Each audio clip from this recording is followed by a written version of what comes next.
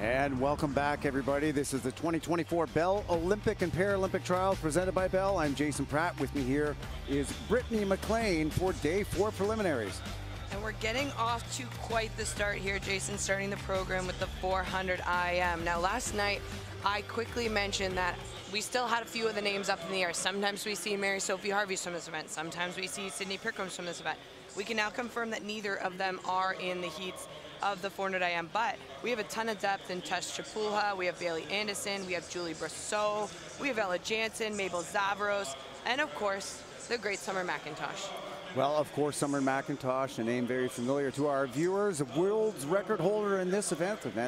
She broke the world record at the trials last year. Well, I'm talking about last night, we had the freestyle events that were also selections for relays. We have another one again this morning with the men's 100-meter freestyle coming up and a chance to see Joshua Liendo. Joshua Liendo and Ilya Haroun both taking the pool for the first time. Of course, we did see Josh yesterday morning, but that was a little bit of a test run. Now we're getting to see him in one of his bread and butter events in the 100 freestyle. Really looking forward to that. Also the comeback of Yuri Kissel. So one of those national team members who's been on a few Olympic teams. He is back trying to qualify for his third games. And yeah, I think it's gonna be a really exciting morning. We finish it off though with a 200, what do we have? Sorry, the 200 backstroke. Sorry, yes, 200 backstroke. And then we will close out with the 800 free. So some exciting racing this morning. Get ready to go with us. This is the first event, the 400 IM, the first of 6 heats for the women. This is heat number 1 in the water. And as we mentioned, Summer McIntosh, the world's record holder in this event, a time as she did here in Toronto last year, time 4:25.87. The Olympic qualifying time in this event at 4:38.53.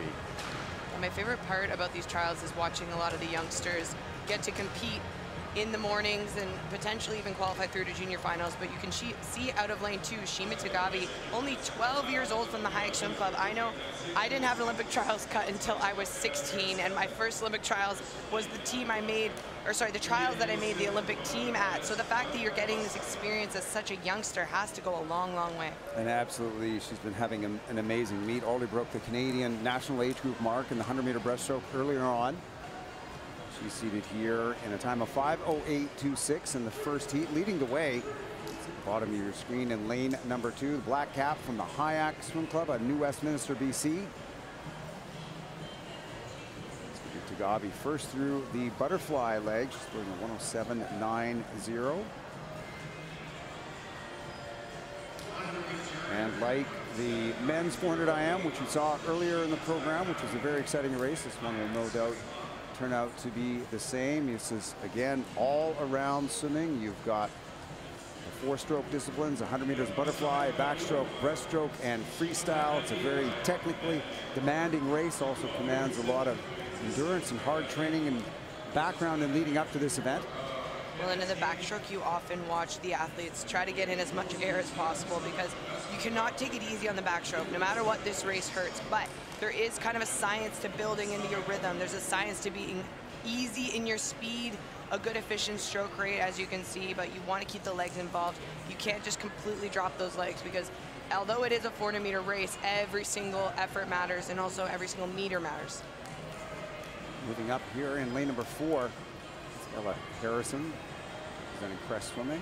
She's entered in a 5:07.45, very close in these early heats as we have seen all week long. Not much of a spread between these swimmers in the water. It's 9/10 of a second, a little bit less than 9/10 of a second, which is not a heck of a lot in a 400-meter individual medley race. We know we have a strong breaststroker here, though, in Shima Tagavi. All right, she's turning in second.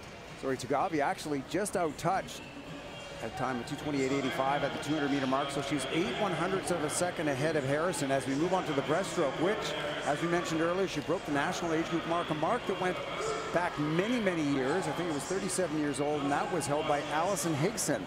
Yeah, and I think I said it yesterday, but Allison Higson truly was the name that when I was growing up, I was trying to beat all of her age group records. She was phenomenal as an athlete, and of course, we don't often see records stand for things like even 5 years, 10 years, but to see it for 30+ years was really incredible.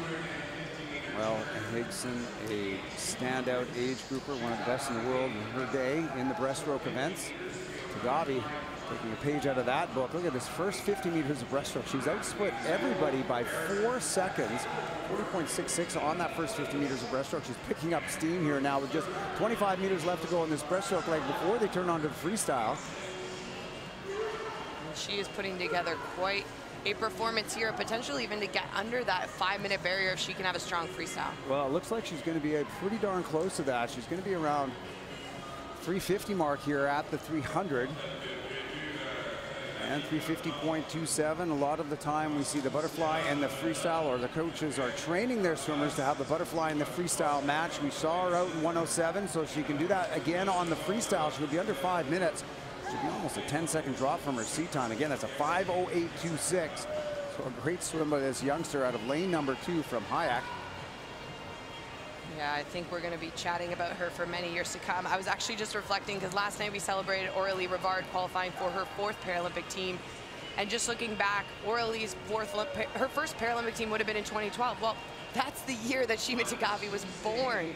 So to watch athletes now here at this trials born in the years that some of our other athletes were already making the team, it's very full circle. Well, Tagavi turning at 4:29.1, so she might not quite get under that 5-minute mark. We'll see what she can do on this last 25 meters of freestyle. She looks very strong. The white water we always talk about, Brittany, at the back on her legs. She's still got plenty of energy here on the finish. 15 meters left to go for Shima Tagavi from the Hayek Swim Club, leading this 400-meter individual medley in the first heat of the morning on day 4. 5:08.26 is her seat time. And at the wall, a nice little drop, 5:04.66. Winner heat, first heat. And she looks pretty happy with that performance. Another heat win for her here. The opportunity to race. We've got quite the crowd already. Jason, we've been talking about a lot of the school kids packing in, but we saw 2 classfuls that are sitting right behind us. Hopefully you can hear them throughout, and hopefully the athletes can hear them throughout. Yeah, it's been great seeing these stands fill up steadily. We have great crowds at night, and our mornings are getting steadily bigger as we go throughout the week, leading into this weekend. Looks like one of our athletes has lost their cap partway through the pool. One of the incredible things that I heard last night in a post-race interview with Jeremy Bagshaw was his first trials was 2007, so I imagine his first Olympic trials was 2008. So he went to 8, he went to 12, he went to 16, he went to 20, certainly close in those last couple, and here we are in 2024. Dr. Jeremy Bagshaw qualifying for his first Olympic Games. That was definitely the story of the evening. He has been so close so many times, and you can't script a story any different. I mean, he missed the team in 2016 by 4/100ths of a second, and last night he qualified by 4/100ths of a second. Now that nomination, of course, we have to wait till Sunday night. The relay spots are going to be kind of a moving Tetris throughout. It's a bit of a puzzle, but we're all crossing our fingers for Jeremy, as that was quite a performance, and I know a lot of the swimming community has been behind him and supporting him. And as you mentioned, he's just wrapping up med school. He starts residency in the next couple of years, so he can do it all. Well, well done for Mr. Jeremy Bagshaw as his second heat gets underway. Oh, pretty quickly in lane number 5. That's Caitlin Liu from eSwim. 30.3, very fast out early on in these heats on that 50 meters of butterfly. The top seed is lane number 4. That's Maria Saldana-Riedling from the Canadian Dolphins. She has a seat time of 5:05.65, less than 2 seconds. Across the field is all that separate these 10 women here in the second heat of the 400 IM. Saldana-Riedling still looking strong, more than the body length up on the field. Closes out this butterfly leg here in heat number 2. Saw 107.9 on the out on our first heat. 106.38, so a little bit quicker here on the first length of the butterfly. The thing about that fly, you're going to see the lead change multiple times throughout this race, but often the athletes that are butterfly specialists can put themselves in a position for the rest of the IM. It's really hard to play that catch-up game, but it is putting yourself in the position to be successful and to challenge when the rest of the heat starts to catch you, or if you get out in that clear water, sometimes the confidence of an athlete can just completely take off, and we saw that with our last heat winner. So getting out in a good position in that first 100 is really, really important. And so it's still Saldana-Riedling in lane number 4 leading the way for the first 50 meters of backstroke. Let's put a 36.8 on that sorry, it's a 40.9 on that first 50 meters of backstroke. So we do have a few of these other swimmers starting to close up the gap as they turn to the second length of backstroke.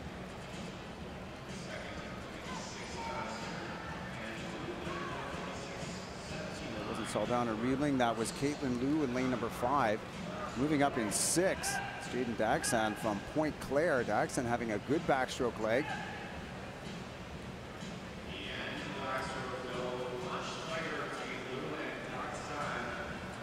And just 0.2 of a second separating now Liu and Dagsan in 5 and 6, 2:27.0 to 2:27.26. So we've got some movement on the outside lanes there. Top of your screen, lane number 9, Daniela Gonzala.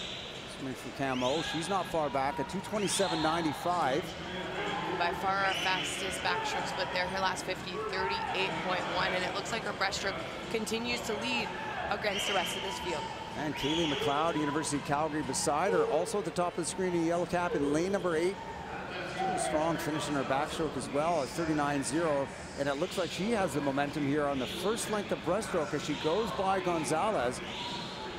Going to be McLeod first to the wall at the end of our first leg of breaststroke, and it just behind it is Lauren Stockley down in lane number 3, holding on to a very short lead of 1/10 of a second. And the rest of the field is starting to kind of come together on this breaststroke, and we always talk about how the breaststroke is the telltale sign of a 400 IM. It's when the rest, it humbles you as an athlete because every breaststroke specialist likes to play chase, and it's a bit of a cat and mouse game. But speaking of breaststroke specialists now in lane 3, it's Lauren Stockley that's made her mark. Well, Lauren Stockley from the London Aquatic Club, as the rest of the field all sort of evens out after flying back and coming here on the breaststroke. Stockley with the lead at the 300, 3:55.30. She does have a sea time here this morning of 5:05.83. She need a freestyle leg of 1:10 or better to get underneath that. Second and third, it's Kaylee McLeod in lane number 8 from the University of Calgary Swim Club, and then Macy Larson in lane 7 from Langley Olympians up as well in our top 3.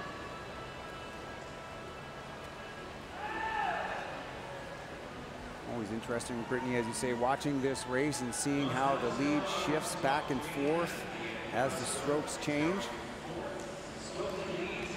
Stockley at the last wall now, out in front at 4:32.12. She's got a full second on McLeod in lane number 8. Lots of energy though on the back end here of this race, moving nicely, plenty of kick to finish with just over 25 meters left to go in heat number 2. 5:04.66 from heat number 1. That was Shima Tagabi, the 12-year-old from the Hyatt Swim Club.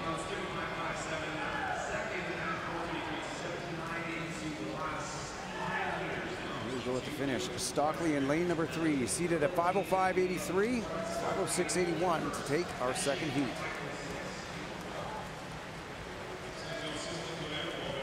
And a lot of these personal best times too, we have to acknowledge, are probably done at a finals and in a whole different capacity of a racing environment that they're not used to. So I think this is a really great indicator of getting experience coming to an event like this. It's a tough 4th morning just from the 400 IM as the first event. It's hard. It's really hard. It's a challenge. And so watching athletes get right on their entry time or right lower, a little bit lower than their entry time, that's a huge accomplishment here. Well, the 400 IM is a hard swim regardless of what morning you're swimming, but you're exactly right. For some of these athletes who have already done multiple events, it certainly doesn't get any easier, but a lot of them do the training for just that. People like Summer McIntosh, she's had the 400 free, she's had the 200 free. Have the 400 IM here later this morning as heat number 3 gets underway. The top seed in lane number 4 from Granite Gators, Claire Christie, 5:02.55. 5:04 from heat number 1 still stands as our top time. And that underwater shot of the butterfly, you can see it's almost literally like a dolphin moving through the water. You have a double press in your kick, and Jason, you put it really nicely when you have one kick in the entry and one kick at the end of the stroke, right? And that's a simple way of putting it. And like you said in the butterfly here, that dolphin movement helps them get through this leg with as while you're trying to get through the butterfly as quick as you can with the least amount of effort, you still have 300 meters left to go in this race after the butterfly is done. Here we go at the finish. Lane number 4 with a slight advantage as she comes in at 104.57. Is Claire Christie, as you mentioned, the top seed at 5:02.55. Not far behind her is lane number 7, Jasmine Nichols from Markham. She's seated not that far back at a 5:03.82. Looks like we got her teammate moving up beside her as well in lane number 6. That's Amy Chai, also representing Markham. Chai having a great backstroke. Start to this backstroke leg as she's right up now and even with the leaders. We're looking very excuse me, looking very relaxed there. Claire Christie in lane number 4, 34.85 on that second leg of the butterfly, but still you can see she's barely using her legs there, so definitely looking like this breaststroke might be one of her strengths. Hopefully she's biding her time there, but looking very smooth and relaxed. You have lanes 6 and 7 slowly creeping up on the outside. Come to the halfway point here. 25 meters of backstroke left to go in our third heat of the women's 400 IM. We'll see our top seeded athletes swimming in the last 2 heats, heat number 5 and 6. So at the halfway point, it's going to be Christie in lane number 4. Granite Gators, a slight advantage, turning a 2:24.5. That's the fastest first 200 we've seen this morning. Less than a second, well, a little bit more than a second back. We've got the next 2 and 6 and 7 are Markham athletes. Let's see what kind of breaststroke we get out of them.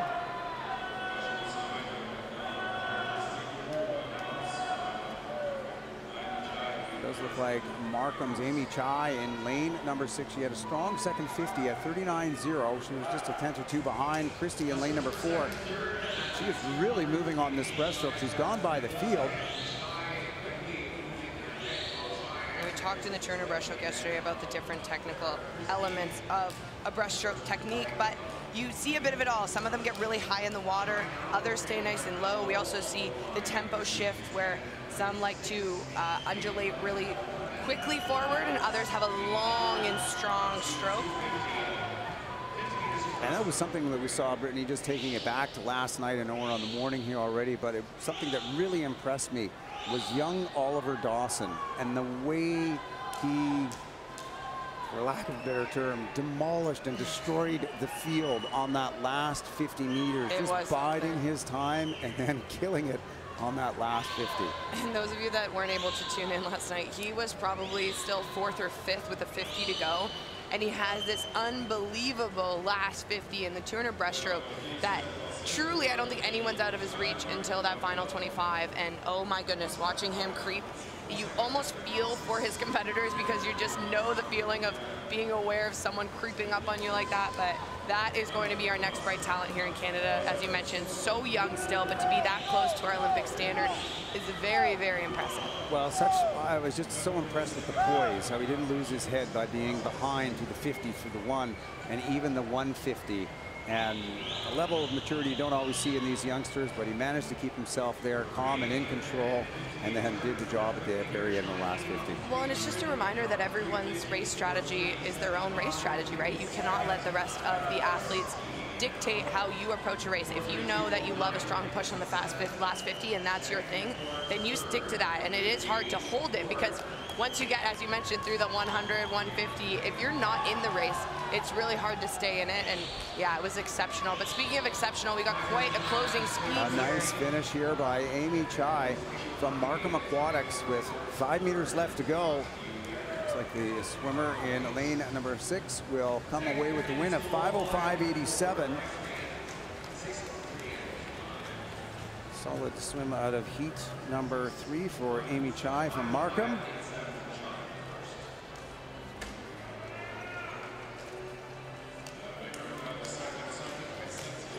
Ready to move on to our 4th heat of the women's 400-meter individual medley.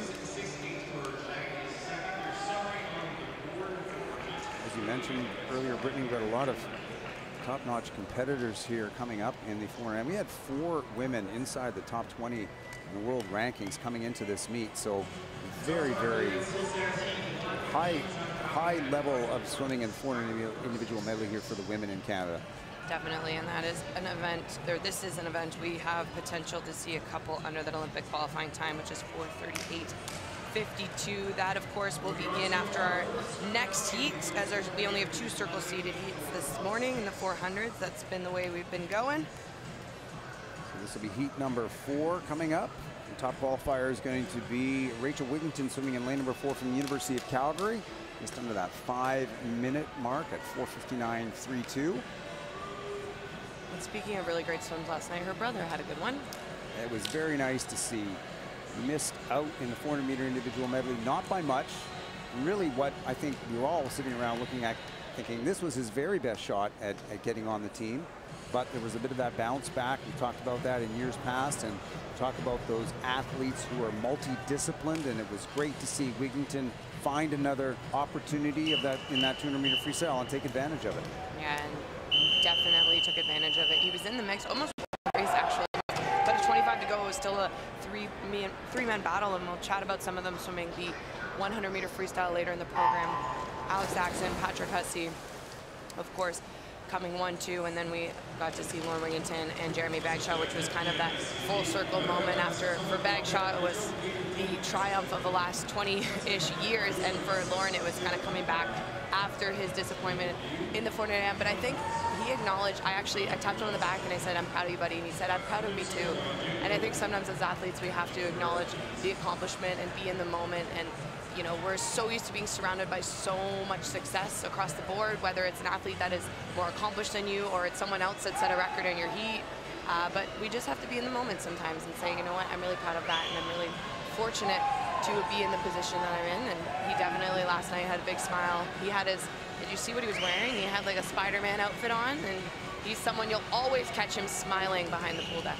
Yeah, so good on Mr. Wigington for acknowledging that, and that was a great effort in his part, but great effort in all of those 200-meter freestyles that we saw last night. As this heat comes through the butterfly, 104.85 for lane number 5. That's Sin Liu from the Canadian Dolphins. She's got a seat time right there with Wigington's at 4:59.3 as well. And on to the backstroke leg now. We've got lane number 1 also doing a pretty good job here at the bottom of your screen. That's Tara Vroom. Representing the Barrie Trojans. Seat time just over 5 minutes at 5:01.2. So this is the midday in our 7-day program here. A solid backstroke there. You could see when we're zoomed in out of lane number 1. Tara Vroom, she's really not moving her body position too much. She had a really nice stroke. You want to stay still as much as you can. The more movement and the more splashing, that's taking extra energy and not really moving you through the water in the most efficient way. So I love the technique there. Yeah, good example of efficient backstroke. Nice and high on the water, rolling as we come here through to the 200 wall. We've seen Wigington in lane number 4 now starting to move up. There with Liu and Vroom as they come to the 200. This is the halfway point. So Liu hitting the wall first here. 2:21.75, 0.4 of a second up on Wigington in lane number 4, followed by Vroom in lane number 1. Let's see what we get out of the breaststroke legs. We've got competitors in lane 6 and lane 7 also there as well. That's Langley's Ashley Coe and Revia Catalina's Abby Baylor. And Baylor having a good 25 meters of breaststroke here. She's got the quickest tempo of any of our swimmers here in lane number 7. Starting to make a nice move as they get down the pool on the first 50 meters of breaststroke. Wigington up as well. Yeah, Wigington looking really strong here on this first 50 of breaststroke. So it looks like we've got 3 or 4 ladies coming through the 250 meter mark very close together. Wigington with the lead at 3:06.25. She's 0.4 of a second up on Vroom in lane number 1, followed by Baylor. The fastest 50 meters of breaststroke down at 43.2 in lane 7. And Baylor has a seat time of 5:006. So again, looking to break one of those milestone marks. 5 minutes in the 400 IM.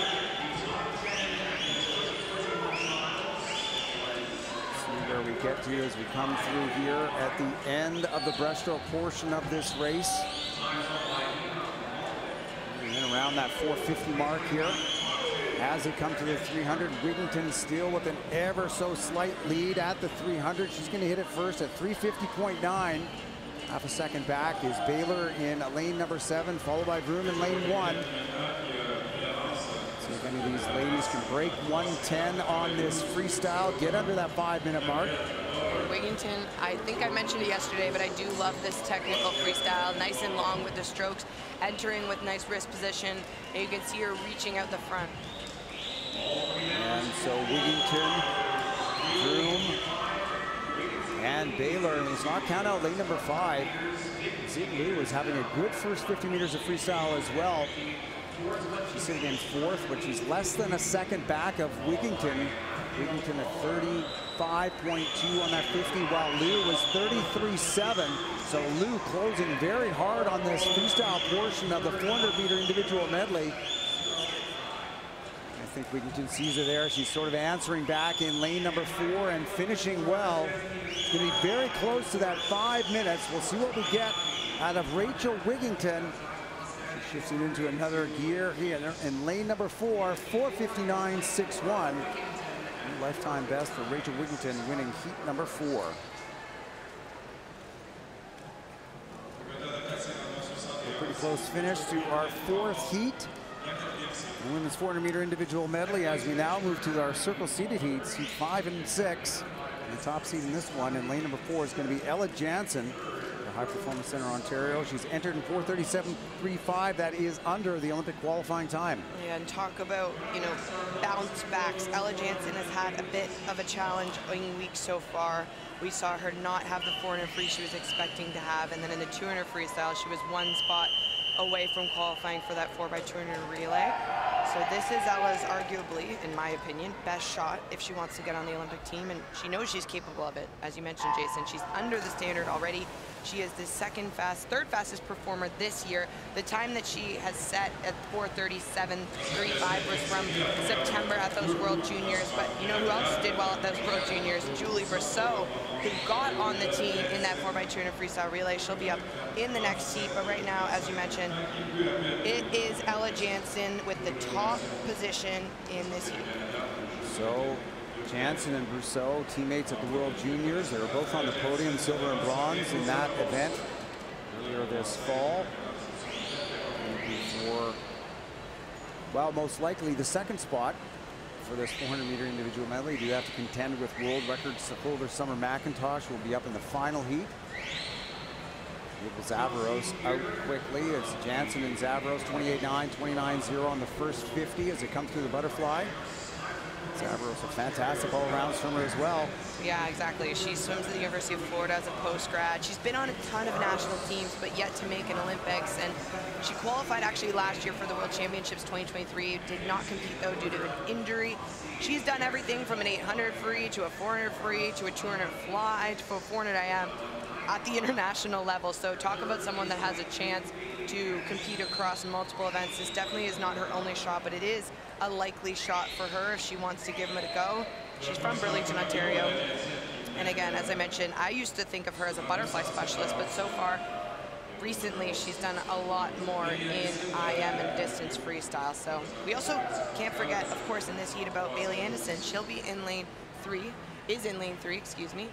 She was an athlete that competed on the Tokyo Olympic team, qualifying for the 200 IM, and another great story of perseverance there as well. Kind of hit her stride later in life. She'll be trying to get back on the squad. Has struggled a little bit the last couple of years, so we're looking forward to seeing what she's capable here today. Still in the mix, though. And Zavaros looking very strong. You know, known, as you said, known more as a butterflyer more recently, but here he is having a great backstroke leg. He's going to lead the way through the 200 at 2:13.1. Jansen turns 2nd, almost 2 seconds back at 2:14.9, followed by Anderson in lane number 3. Pretty solid first 200 meters. And Jansen looking strong on the breaststroke. She's going to try and make her way back up to the race leader Zavaros in lane number 5. Anderson also with a strong breaststroke, so she's going to try to stay and make that move with her. And look at that already with a 25 into the breaststroke. We've evened out this field. It is looking like this is going to be a tight one. It's still advantage Zavros as she comes to the end of that first 50 meters of breaststroke. She's not going to be very hard ahead of Jansen, though. 254.79 to 256.1.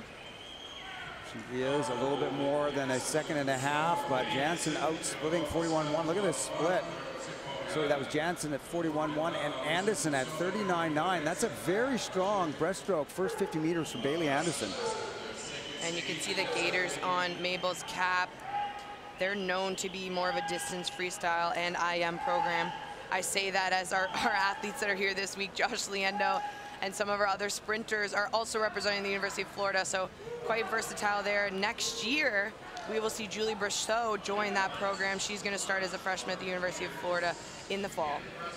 And here we go. Mabel Zavros turning first at 336.9. That's a pretty solid 300-meter split this morning. 337.6 is Anderson's time down in lane number 3. Jansen is sitting back in third. These three are comfortably ahead of the rest of the field so far. Well, and I never like to make assumptions in races. We never want to count anybody out. But in theory, with the world record holder, Summer McIntosh, swimming this race, you got to assume that the rest of the athletes are fighting for that second spot. So instead of having 2 wide open spaces here, we kind of have 1 space. And there is, what, 7 of them that have the potential to do it, Jason? Yeah, it's going to be very, very exciting here tonight when it comes down to the wire and looking to get under that cut of 4:38. I don't think we're going to see anybody in this heat here do it right now, but it's going to be still a very solid swim this morning out of the top 3. And Zavros, she looks very good, throwing her name in the ring for this second spot, as you say, Brittany, in the 400 IM for the women. Good job this morning, Mabel Zavros, 4:42.41.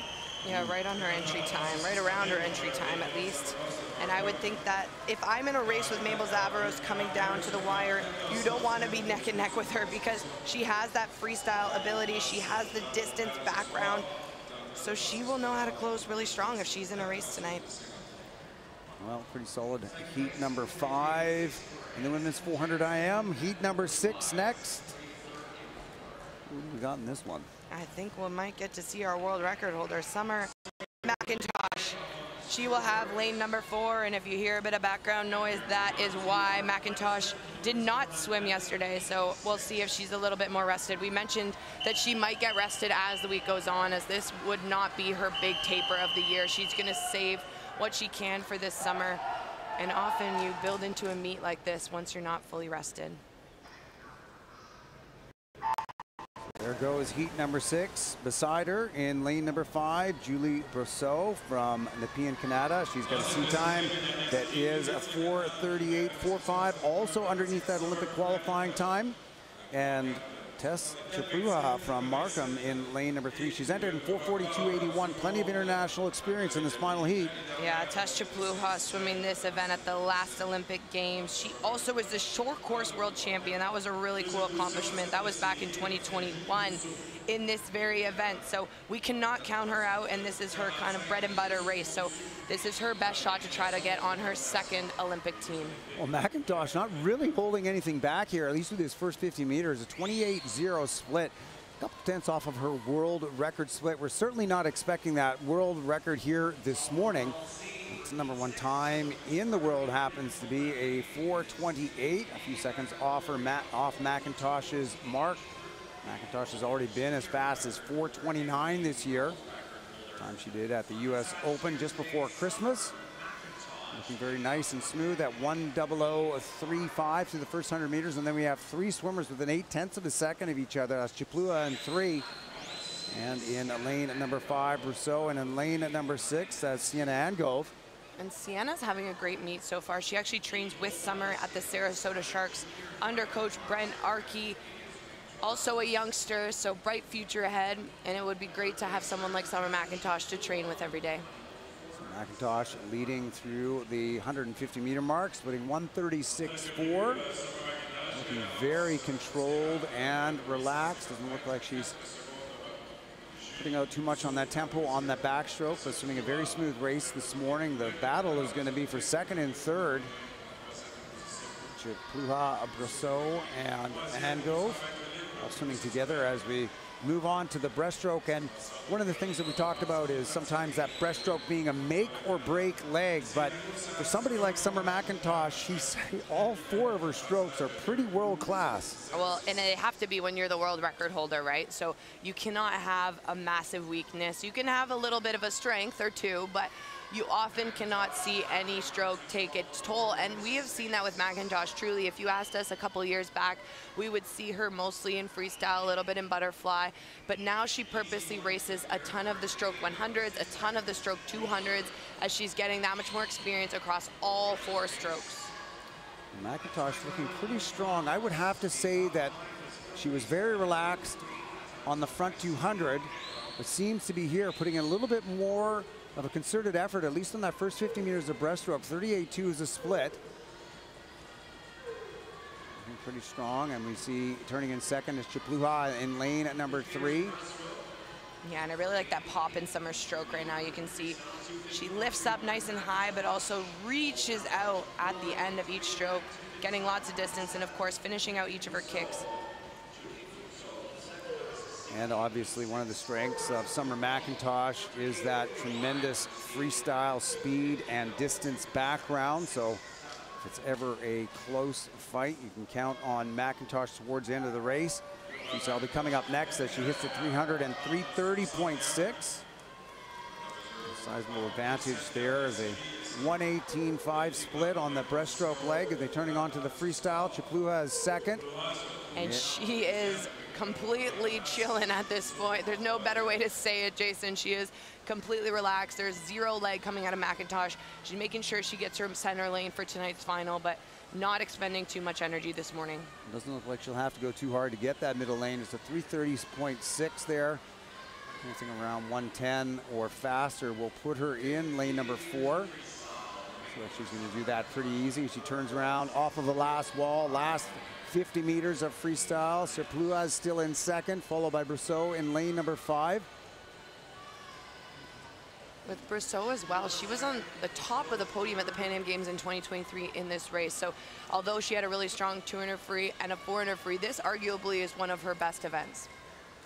So here we go at the end of heat number 6 of the women's 400 IM, and it is Summer McIntosh as expected. To the wall first, a time of 4:38.27. It's underneath that Olympic qualifying time, which was never really in question. Chipluha hits the wall second at 4:44.15, followed by Brousseau in a time of 4:46.07 in lane number 5. Imagine being able to go under that Olympic qualifying time with complete relaxation, not getting through to any of those additional gears. She looked relaxed. She had yesterday off. She is ready for this summer, and I am excited about it. Absolutely. So some pretty fine performance there in the women's 400 IM this morning.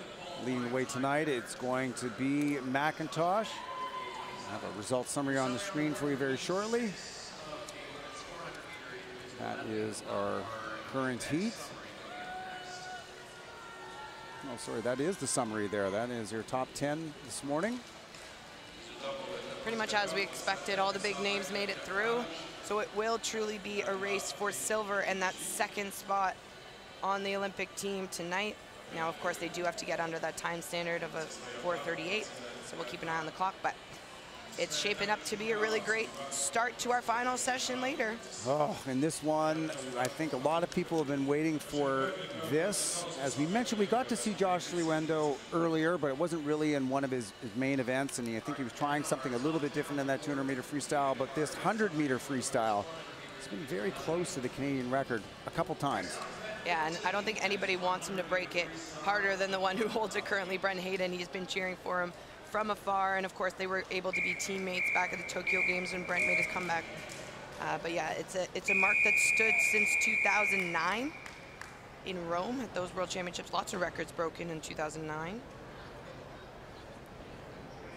We'll go with our first heat. Olympic qualifying time in this event of 48.34. Now, Jason, do you think this is a race we can potentially see 2 men under that time? I think that there is certainly a possibility. We do have 2 swimmers who have been under that standard before. Obviously, Josh Liwendo, as we've talked about, he's been 47.55. So only 0.2 of a second up on Brent Hayden's Canadian record. Yuri Kissel, time he did at the Tokyo Olympics of 48.15. That is underneath the standard. He's been 49.00 already this year. We got Javier Acevedo. He's been 48.5. 48.9 for Stephen Calkins. So we've had a few of these men that are close. I'm optimistically predicting that we will have 2 swimmers at the end of the day underneath that standard. I love to hear it. I'm optimistically predicting the same. I guess I'm qualifying hedging my bets, but I'm really hopeful. I think that we will have 2. The way that these people have been swimming, the men have been swimming, yeah. I think that we will. I mean, you look at that 400-meter freestyle, and how many do we have going 147 yesterday? I mean, if that you include Josh in the morning and then at night, like. Yeah, that 200 free put us in a really great position. And honestly, it's a race that we haven't really gotten to be excited about here in Canada in quite some time. So that was a deep breath. And this relay, the 4x100 freestyle relay, over the last couple years has really put themselves in a position to contest for the podium. So if a man on this program wants to qualify for this relay, they are technically putting themselves in a position to try to get on the podium. Yeah, you know, they were 4th in Tokyo, which is a bit of a surprise for everybody. Not least of which, you know, those 4 men, and I think it was a great performance by them. We did have to suffer, I guess, the loss of Brent Hayden. As much as we tried to get him to make another comeback, he said no at 40. I think I am finally done, but he, you know, he's a great mentor to these young men that are currently on the team. And I think it really helped Josh, and I think it really helps Josh to see, you know, Brent, the #1 fan in his corner every time he's coming close to his old Canadian or his current Canadian record.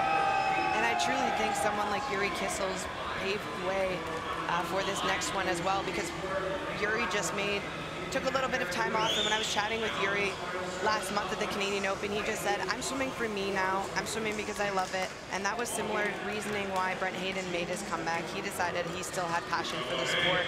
And we're seeing it multiple times across the board internationally, where athletes take a bit of a breather and have the opportunity to come back because they love it, and have the opportunity to come back because they still have motivation to achieve new things. And that's really, really great to see. And I think, you know, Hayden paved the way for athletes like Yuri Kissel, and of course now athletes like Josh Leando taking that next notch on the international stage. So Kissel will be going for his 3rd Olympic Games. He's 10th in the 100-meter freestyle in Rio. Finished 4th as a part of the relay in Tokyo. See him coming up. He's going to be swimming in heat number 6 of 8. And I guess a name that we forgot to mention, and I'm not sure why we did, but Finley Knox. He's been 49.2 in the 100-meter freestyle. He's been much faster on a relay. Again, not an event that he swims internationally other than relays, but he had a great 100-meter freestyle in the morning. Right, and I think that's exactly why I was reading Finley's social media last night, where he said, you know, it's all a part of the plan. He's going to swim some of these events in the morning. The 200 was never going to be a race he did at finals, but that 100 freestyle, he's shown a lot of natural speed. It's helped his 200 IM tremendously. We saw him win the 100 breaststroke, so he's got that pop. It will be interesting to see what he goes today, but it's not an event I consider on his resume just because individually he doesn't tend to swim it, but he's a huge support to our relays. Good finish here. It's a tight field in our 3rd heat, lanes 5 and 6. Well, 51.86 for lane number 5. That's Whitney's Alan Kurzge. Best time by 0.4 of a second for him. Solid race there, and talk about solid racing. We're going to get to watch lane 4 in the next heat, Ilya Haroun. So he's a little bit hiding in the mix here. His first event at these trials, he wants to be able to swim on relays at the games this summer. Being a butterfly specialist, he swims the 100 and 200 butterfly. Those events haven't happened in the men's program yet, so this is a bit of a warm-up race for him. But on the NCAA level and in the yards program, he has a really strong sprint freestyle. I suspect that we will see him much quicker than his sea time 51.6. I'm not sure if his sea time is as fast as his 100-meter butterfly. I suspect we'll get a good one right here. And we'll keep an eye also on lane number 1. Owen Eck. The youngster has been having a pretty good meet so far, just 15 years of age. And look at that start out of Ilya Haroun in lane number 4 through 25 meters, more than half a body length already on the field. Got a rabbit going in lane number 8. We'll keep an eye on him as well. Logan Pack. And Ilya's tempo is, it looks like it's a 200 pace, and he's only got 1 lap to go. Watch the underwater out of lane number 4, and look at this depth. Look at the distance and the speed. Karun crushing the field off of that turn. Great underwater for Ilya Karun, butterfly specialist, looking to throw his name into the mix and part of this men's 4x100 meter freestyle relay. He's entered in a 51.6. He was just out in 24.0. I suspect he's going to demolish that C time as he comes to the wall. 49.75. That's nearly a 2-second drop for Ilya Karun, a 19-year-old. Being a record holder in the men's 200 meter butterfly. And he was just building into the race by the end. Honestly, I think he could have flipped and gone for another 100. A solid swim there. Things to work on, of course. I saw a little bit of a breath off the wall. Also, again, I think he saved a little for the end, but we'll see if that time is good enough to get him into our A final. And it's interesting that 49.75 today with the men's 100 meter freestyle could just be on the outside of the top 10, which is for Canada would be quite something. We go with heat number 5, your top seed from Camo, swimming in lane number 4. Zachariah Bluwall in a time of 51.27. Good start out of lane number 5, though. Liam Weaver from the Cascade Swim Club. He's a bit of a 50 meter freestyle specialist. He's really going for it here in lane number 5, teammate and training partner of Yuri Kissel. Swims at the University of Toronto. Weaver threw in 23.34, so that's 0.7 of a second up on Karun. Karun, though, with that 200 meter background, who had a great finish. Yeah, the thing about the 100 freestyle, you see the 50 sprinters coming up for it, and then you see the 200 athletes coming down. So as the rest of the field closes here with 10 meters to go. Let's see what we got here at the finish. It's going to be close. And it is lane number 3, 50.80. That's Kent Gonyavila from Raymac. Weaver hitting the wall second is 50.89. So underneath their C times, best times this morning in our 5th heat. As we move now to our first of our last 3 circle seeded heats, Brittany. Yep. This one's going to have Yuri Kissel in lane number 4. So he entered in a C time 49.00. Anton Sauvé in lane number 5, also under 50 seconds at 49.51. Yeah, and talk about near misses. Antoine was 5th yesterday, the one that was on the outside of the Jeremy Bagshaw story, but that shows that he's in really great shape here, and this is another shot for him to try to get on the team. Well, we'll keep an eye on the youngster. There's 10 years of difference in age between lanes 4 and 5. Kissel at 28, Sauvé at 18 years of age. Patrick Hussey also, very strong swim so far this weekend, or this week. 50.04 is his entry time. He's swimming in lane 3 on the other side of Kissel. Yeah, personal best time in the 200 freestyle yesterday, getting him second on the finish. Nice out for Yuri Kissel at 23.27, 0.2 of a second back as Hussey swimming in lane number 3. Sauvé also out strong at 23.6.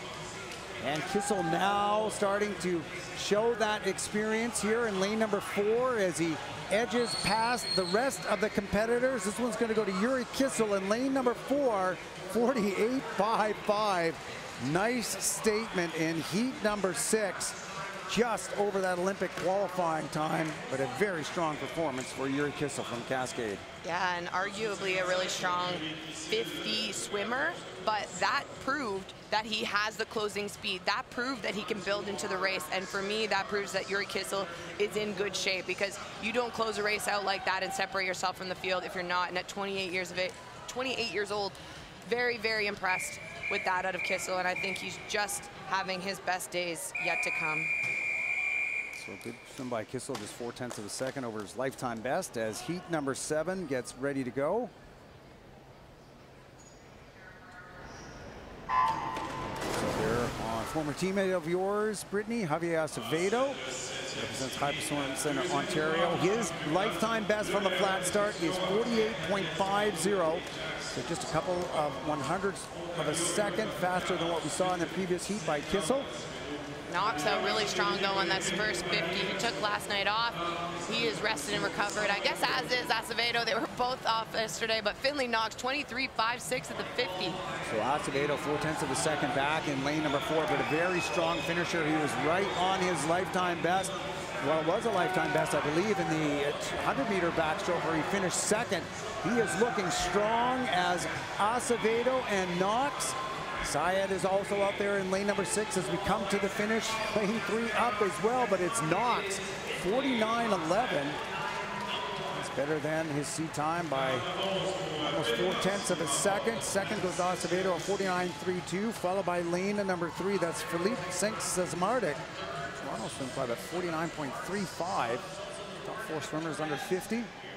Very strong heat number 7. Yeah, and Philippe also in the final last night, finishing 6th in that very close race. So if you're into this A final in this 100 freestyle, you have a shot of qualifying for the relay, and a lot of them have to come up and show out this morning if they want to get their spot into that final. So here we go, Josh Leando in the middle of the pool, lane number 4. Watch the start from Leando. Absolutely set himself apart in the 200-meter freestyle yesterday. He does it here again. Look at the gap that he's created in that first 15 meters. He does a lifetime best time of 47.55 that he did at the World Championships in 2022. And just above him, his teammate from the University of Florida, Ed Fulamuo, he was on the 2023 Pan Am Games and 2023 World Team, swimming the prelims there of the 4x1 free. Very controlled, 23.21 split for Leando. And look, you can see him shifted into another gear right here, right as he did at the end of the 200-meter freestyle yesterday morning. And Leando, all sorts of power as we come to the finish. 5 meters left to go. And Josh Leando, 47.80. A very strong morning swim. Our top qualifier ahead of Yuri Kissel. Second goes to lane number 3, Stephen Cochran, for the fine performance as well at 49.15. 49.3 for lane number 5, Edward Fulham. Whoop. Yeah, and that is such a solid swim there in the preliminaries for Josh. Very easily could have started to shut it down a little with 10 meters to go, but he wanted to prove that he's here and he's ready to race. He's also under that Olympic qualifying time in the preliminaries. So look at this, Ilya Karun just squeaking in at the very end. He had a foreign swimmer inside of the top 10, so 11th place Karun this morning does get into the A final. Pretty quick to do that at 49.75. Nice swing out of our men here in the 100-meter freestyle, setting up for some, again, just like we had in the 200, it's going to be an absolute dogfight for those 4 positions on our relay. Well, and it used to be, you know, those top 4 to get on the team was a huge accomplishment. Now we're talking that top 4 has a potential to contest against the rest of the world and are expected to make the final. They're expected to try to get on the podium. And I think it would be really, really special to see a men's team, after all the conversation around the women here in Canada, to see a men's team be the one we're talking about in Paris. Good swimming in the men's 100-meter freestyle as we get ready for event 15, which is the women's 200-meter backstroke. So it's a back-to-back double. They had the 100-meter event yesterday, and it's a 200-meter event today. So not Seems common. a little silly. It's Seems not common silly, for an event that is 7 days long to have the 2 backstrokes back-to-back like that. It is a little bit unusual. But here we are with it. So we are going to see Kylie Moss, the winner of the 100 last night. And we're going to see Ingrid Wilm, who finished second underneath that standard later on this morning as the first heat gets underway. And speaking of that standard, for this event, it's a 2:10.39. We'll see the times get closer to that in heat 5, 6, and 7. Our circles seated this morning. Of course, 7 heats to wrap up our backstroke. But yeah, I think we realistically can expect to see 2 women under that time. Whether it's one of our up-and-coming youngsters like Delia Lloyd, or is it Ingrid Wilm that pulls off a good double. We also saw Reagan Rathwell have a really strong 100 backstroke last night, so she's in the picture. But a couple of them are right on that 2:11, 2:12. If they can go a lifetime best here tonight, they could get themselves on that roster. So as Brittany said, we do have 2 of these women who've been underneath the cut. That's Moss and Wilm, and a few others just floating around that standard. So we'll see what we get to as we go through these heats. Leading the way and heat number 1. It's pretty even as they come to the 100 wall. It's lanes number 3 and 4. That's Sunny Zhu and Yves Lebris, representing Neptune and the region of Waterloo. 7:52 is the split time for Lebris from Neptune. She's got a C time at 2:22.96. Yeah, and for this long course season, the fastest time in Canada is actually Summer McIntosh with a 2:06.81. This is not an event she has chosen to contest for at these trials at least, but for the games likely. So we will focus most of our energy in conversation on Kylie and potentially trying to get a second name under that. Yeah, Summer McIntosh, she's ranked number 4 in the world currently in this event. Opting not to choose it. Quite a difficult double on the same day here, at least at the trials, 400 IM and the 200-meter backstroke. But yeah, we have some youngsters too within that top 5 in Canada this year. Madison Krieger in April went a 2:11. In January, we saw Delia Lloyd go a 2:11.7, and that time, as I mentioned, is a 2:10 low. So very realistic once they hit a nice taper. That would be really cool to see. Here we go with our first heat, a time of 2:18.54. It's a 4-second drop. She's quite happy about that, as she should be. It's Yves Lebris from Neptune Natation from Montreal. Great swim in our first heat from the 13-year-old. And we talk about it a lot in the backstroke, but these wedges that you see placed by the officials before the athletes enter the water are to help with the backstroke start. It allows you to get a little bit higher on your arc and your air time, I'd like to say, and it definitely helps reduce the slip. Exactly, and that, I mean, the consistency of the start, what I think is what is important, because you do get different sort of surfaces on those starting pads, depending on where you're going, where you're competing, and this just sort of evens the field. Having this backstroke ledge, it's a relatively new innovation. Pretty exciting one for the swimmers these days. Number 2 underway. And the top qualifier swimming unattached in lane number 4 is Maeve de Jong. The entry time at 2:21.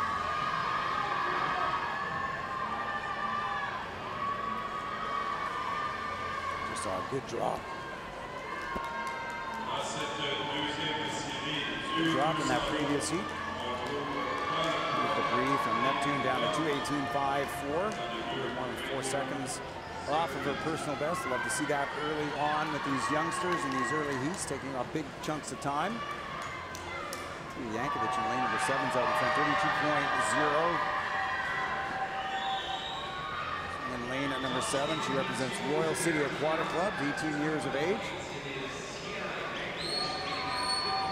C time of 2:22.36. Ahead lane number 6, Rosie Hausman from the University of Calgary as they come to the 100 wall. Yankovic, I'm assuming this is a sibling of our 400-meter individual medley winner, Tristan, 1:06.80. And this is a race of strategy. The stroke 200s are a very technical game. Each 50, we see different ways of doing it, but this third 50, I always like to remind everyone, is where you see the toughness come out in an athlete. It's where you see a bit of extra legs if you have them. It's where you see a final push. It's where you see the negative splitters. It's where you see the distance athletes that choose to swim the 200 backstroke come out of nowhere. Also a little bit more challenging to get a sense of where your competitors are around you. You got to use your peripheral vision a little bit. It's not like the freestyle where you're turning side to side or fly or breast where you're looking forward. Just when you're looking up at hopefully a fairly straight ceiling. Be able to keep your bearings in the pool. Yankovic still with the lead at 1:43.76. The field though closing both in lane number 8 and lane number 6. Round about that 2:20 mark, I think, as Hausman from the University of Calgary in 6, but also in lane number 4, looking good, Maeve de Jong. And Rosie Hausman, a time of 2:20.93. Wins heat number 2. It does a little dance, which is what we love to see. Very happy with that. New personal best. Heat win here at the Olympic trials.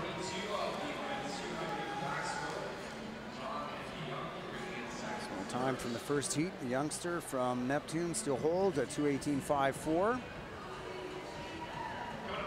We have 3 finals every night, so there's plenty of opportunities for 30 swimmers to get to swim again through the A, the B, or the junior final. We move on to heat number 3. Heat number 3, the top seed is in lane number 4 from Halifax. Claire Watson, seated at 2:20.48.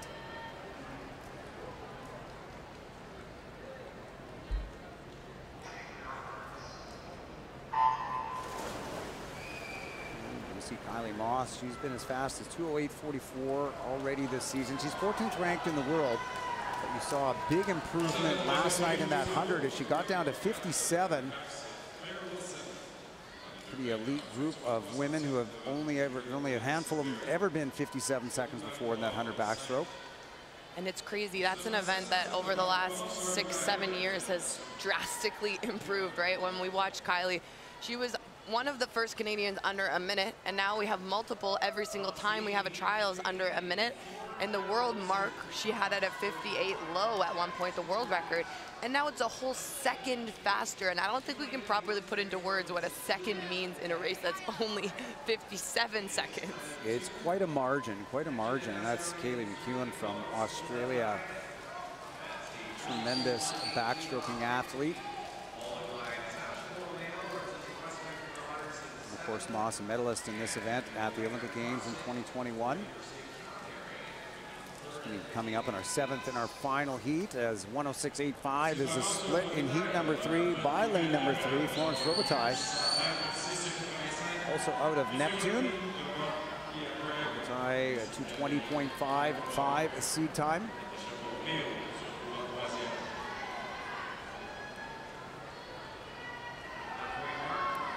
Good out of lane number 8, Milena Koshik. Representing the University of Calgary Swim Club as they come to the 150-meter mark. Pretty close between Robitaille and Kosick. Robitaille turning first at 1:43.0, so she's on pace for under 2:20. 36.1 on that third 50. Now this pool, you can see this fantastic scoreboard coming to the last length with your backstroke. Do you think that's any extra motivation for these athletes, being able to see their splits and times and where they are? I don't know, Jason. You think they're able to actually read their split? That would be quite something. I think you can see shapes, and I think you can see lights, and I think you can hear noises, but I'm not sure I'd be able to read exactly what my split was. Maybe we'll have to ask one and see if they actually can. So 2:18.43, a good swim out of lane number 3 for Robitaille, and also Koshik at 2:18.49. So that's some good drops, a couple seconds for the swimmers here in heat number 3.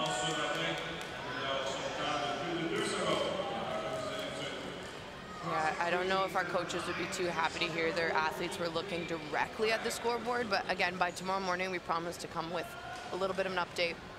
I didn't swim too much backstroke in this pool. I did get to compete in this pool, mostly in the freestyles, but it would be really nice if you flip and you know you're on pace for something special, because there's nothing better than knowing, okay, I can dig that much deeper. Okay, I can leave it all in the pool, and that extra surge of confidence knowing that you're putting together a good race. There's nothing better.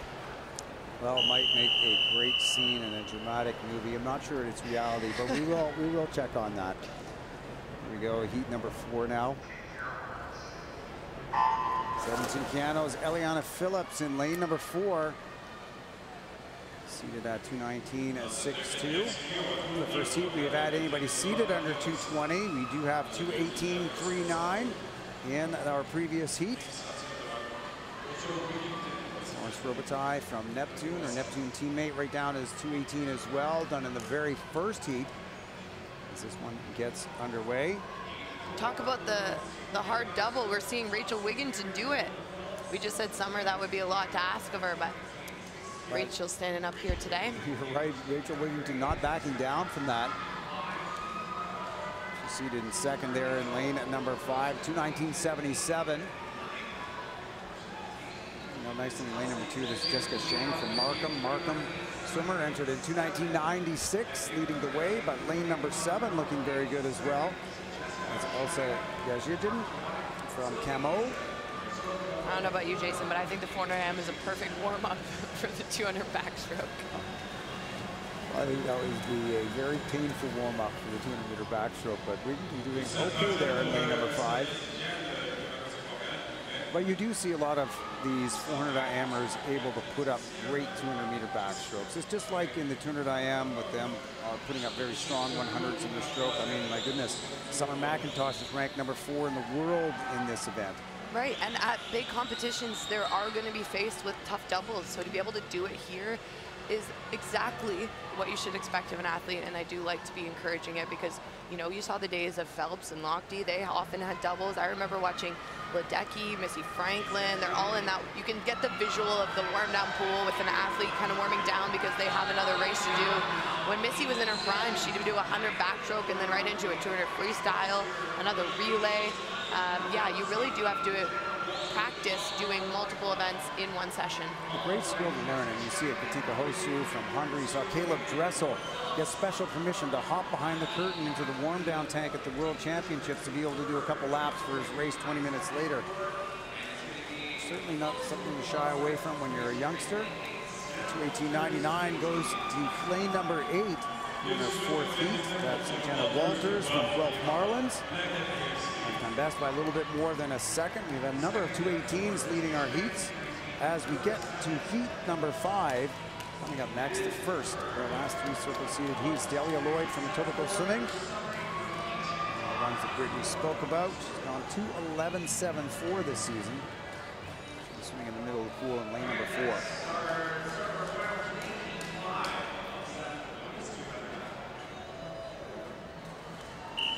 Delia Lloyd, definitely the future, one of many of the future in the sport, which is really special. She trains out of this very pool for HBC Ontario, representing my lovely club team, Etobicoke Swimming. Committed to swim at Ohio State next year. And we've seen Ohio State have quite the meet here so far at these trials. Alex Axon, see Tristan Yankovic. Emma Finland is going there next year, so they've got quite the little Canadian contingent. Good swimming this morning out of that training squad. It's always nice to see, and I think a bit of motivation and encouragement when you see your training partners, your teammates come and they start the event, they start early on with some success, knowing that as a group, then if they're having success, you likely should as well. So providing a little bit of motivation. Get through the first 50 meters, it is Lloyd out in front, 31.1. Relaxed first 50 meters, right beside her, Bridget Burton from UBC Thunderbirds, not far behind at 31.20. Burton seeded at a time of 2:13.33. And Lloyd came 8th last night in the 100 backstroke. Good indicator of being right on where she needs to be. This 200, I think, would be more of her strength and arguably her better shot. So Lloyd and Burton. Burton with the advantage at 104.99 for the first 100 meters. 33.7 on that split. Pretty solid second 50. Half second back on that split was Delia Lloyd. Turns at 105.45. So they're out together in the first 50, but Burton pushing it a little bit more, and on the way home to the 100, you see Lloyd starting to pick it up as well now. As they come to the 150 wall, they're going to be turning not that far apart. Look to see if either of them can take advantage of this turn, this push off, this underwater and breakout. Burton up first. There comes Lloyd. So 33 highs for Bridget Burton. Putting up a pretty good swim right near that sea time. It is 2:13.33. She's on pace to be right there, maybe even a little bit better. A nice swim this morning. 18-year-old from UBC. She's right on that lane line, which sometimes is a good thing because you're staying straight, but you do not want to get too close to the lane line as you kind of just start to feel it on your shoulders. There we go, a lifetime best, 2:12.77 for the University of British Columbia Thunderbirds. Bridget Burton, just ahead of Delia Lloyd. Lloyd at 2:14.39, solid morning swim for her as well. So setting the tone there in heat number 5. But we've said there's a little bit of an opening here, and if an athlete can come into preliminaries and go lifetime best, put their name in the hat and say, I want to take the most of this. I think that's a really great swim for Bridget Burton. Delia Lloyd also a strong performance in a 2:14.3, so those two should confidently get through to the final. We'll wait and see. Right now you're seeing Ingrid Wilm, the 25-year-old from Cascade, qualified last night for her first Olympic team in the 100 backstroke. That must be a huge weight lifted off her shoulders. I think it is. You know, last time around, as you remember, Brittany, she was third in the 100-meter backstroke, but she was underneath that Olympic qualifying time, but third, and wasn't selected to the team. And so, not a difficult pill, or sorry, a difficult pill to swallow. You go underneath the cut, you meet the requirements, but you end up third, and that happens in sport. That is sport, and that. But it did push her along, and since then, she's really been one of our most consistent international athletes, picking up all sorts of medals at short course and long course world championships over the last couple of years. So it was a big weight off of her shoulders to make that team last night. We'll see what she does here in the 200 this morning. She is one of the taller athletes we have on the Canadian national team, and you can see it when she swims. Very long, relaxed stroke, even in the 100 where a tempo is usually really high. You watch Kylie Mass's turnover is almost double that of Ingrid Wilm. Ingrid has nice and relaxed stroke, as you can see right now, moving through the water. Her legs aren't even a little bit involved. Of course, her 100 is more of her specialty, but the 200, she has had a bit of experience. She raced it internationally the last couple of years. She has a strong 50, she has a strong 100, but you won't see a happier smile after they've achieved something than Ingrid Wilm. She is a pleasure in the mixed zone. She's usually filled with joy and appreciative of all her results.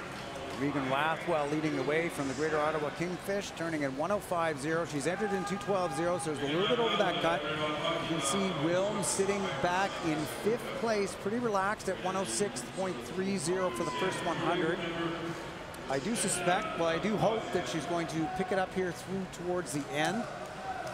See if she is ready to go with a strong push off on to the way back and get up and race those leaders. She's got 5 women ahead of her as they come to the last wall. Rathwell, 139.0, a strong 33 high split there. Yeah, Rathwell looking really strong there. She was 4th in the 100 backstroke, so does have the natural speed, but her shot here in the 200 is more likely, and she is kicking out the back of her stroke really nicely, as you can see. I like the way she looks this morning. And you can see Wilm picking it up now. I am sure she saw her place on the board and read that scoreboard and said, I better get myself going, and she is doing that now, moving into 3rd and coming to the finish just under the flags. A great swim by Rathwell here at 212.49 for the win. Nice swim, setting herself up with just a couple of tenths of a second over her entry time. 2:14.1 is Rena Liu, and second, and Wilm in pretty easily there. I think they're at 2:14.81 for 3rd. Yeah, and Rena Liu was a bit of a surprise finalist last night, and then she's going to do the same here tonight, a drop of 3 and a bit seconds. Just 14 years of age. Yeah, from her lifetime best. So to make these 2 finals here at the Olympic trials is an awesome accomplishment for her. Of course, we also saw Regan Rathwell and Maddie Gautral in the final in the 100 backstroke, so we'll keep an eye to see if they make it through here. There she is right now, Kylie Moss, one of the most decorated Canadian swimmers. Doesn't like to get her hands wet when she jumps into the pool. Good grip there in lane number 4 as you get ready for a 7th and final heat of the women's 200 backstroke. We talk about needing to be patient. You know, Kylie went 3 years without getting close to her lifetime best in the 100 backstroke. So for her to be back in the 57 range last night, she completely was able to take one big deep breath and feel the joy of qualifying for her 3rd Olympic team. And you talk about consistency, you have to talk about mass. Now, I was speaking to her after about her technique and how the race felt in general. She said, I'm holding the water really well. So if that indicates anything for my 200, it's a great place to be. Of course, it is a little unfortunate that after that last night, you have to stand up and swim this morning. So I imagine our 200 backstrokers going into the final are going to be a little bit more of a slower time than we expect. But by tonight, they'll be rested, they'll be recovered, and they'll have a bit more pop in their stroke. Yeah, Moss here out body length ahead after 29.7 first 50 meters. She has such a fantastic, nice technical stroke, so very smooth. You saw the power that she has off of the start and the underwater. 3.27 through the first 100 meters. Very smooth and strong. Turning in 2nd It's at lane number 5. That's Madison Prager, one of the younger ones we've talked about. She's out in 105.0. Prager, her best time of 2:11.96, a time she did earlier this year, I believe, Brittany. Yeah, and she also swims out of this very pool, HPC Ontario. Goes to school close by, representing Brock Niagara Aquatics. She is the number 2 all-time in 13-14. 100 backstroke behind the one and only Taylor Ruck, who we are not seeing contest this turn of backstroke. Sometimes we do see Taylor swim the 200. She's opted out here, focusing on the 50 and 100 freestyle. So Moss at the moment sort of shutting things down and swimming very smooth and pretty relaxed. 34.4 on that 50. Krieger splitter at 34.0, and you can see her starting to move up, Krieger, but Moss just swimming quite within control here, as she did have that 100 last night. A little bit of a push down to 5 meters into the wall for Kylie Moss. 2:11.0 should be our top seed tonight. 12:86 out of lane number 5, Madison Krieger from Brock Niagara. And a really solid performance there. Shannon Medway out in lane number 7 to get 3rd in a 2:12.97, a huge personal best time. Nice swim by the 22-year-old from Uxbridge.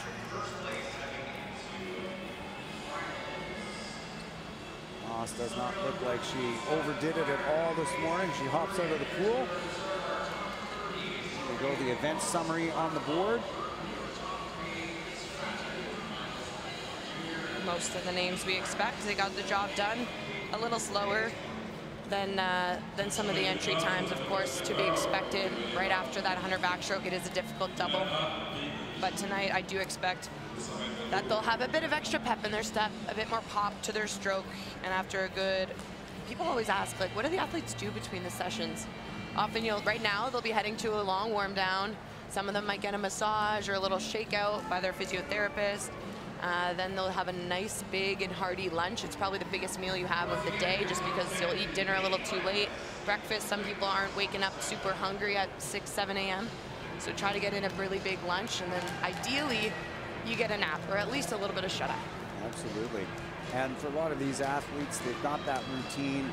They've been doing it for so many years, and they developed and perfected it over so many years that it's sort of the same thing every time they come to a competition like this. So we'll get to, and I agree with you, Brittany. I think we're going to see a little bit more pep in the step when it comes to the 200 tonight. Not easy to swim at that super high level the night before and then again in the morning after, and certainly taking advantage of relaxed swim this morning was Kylie Moss. As we get ready for our next event, this is the women's para 100-meter freestyle, and we do have 2 heats in this event. A lot of great para swims in the finals and in the heats all week long. For sure, and we so far have 8 under that nomination A standard. So that is a roster we're gonna have to wait until Sunday as well to finalize, but we are able to call them on standby. If you've seen the finals, they get their standby boarding pass. So currently on that is Nicholas Bennett, Katie Cosgrove, Danielle Doris, Kat Roxton, Sabrina Duchesne, Reed Maxwell, it's a tongue twister, Aurelie Rivard, and Tess Ratliff. Now, right now in this heat, we see Tess Ratliff. She has lane number 3. She is in the S7 category, more known for her breaststroke, but this is a really great opportunity to put herself in contention for that multi-class relay spot. We also next heat are going to see 4 different of the list I encouraged. But yeah, it is an exciting one. We see different classifications across each heat, so important to keep in mind that we have to keep an eye on their para point score. So the para points are going to be beside their time, but a really solid swim there for Ariane Hunsaker. 32.7 on the second 50, but she is a 9.05 in terms of her para points. Yeah, just 2 100ths over her seat time, so pretty good swim. She swims in the S10 class, and she has a Canadian record to contend with, though, a 58.14. And this is one of her best chances to qualify. She has the S10 A cut, 101.92. So she just went 102.2. That's a pretty good indicator, but she definitely has to be right at her best tonight if she wants to put her name in contention for that Paralympic roster.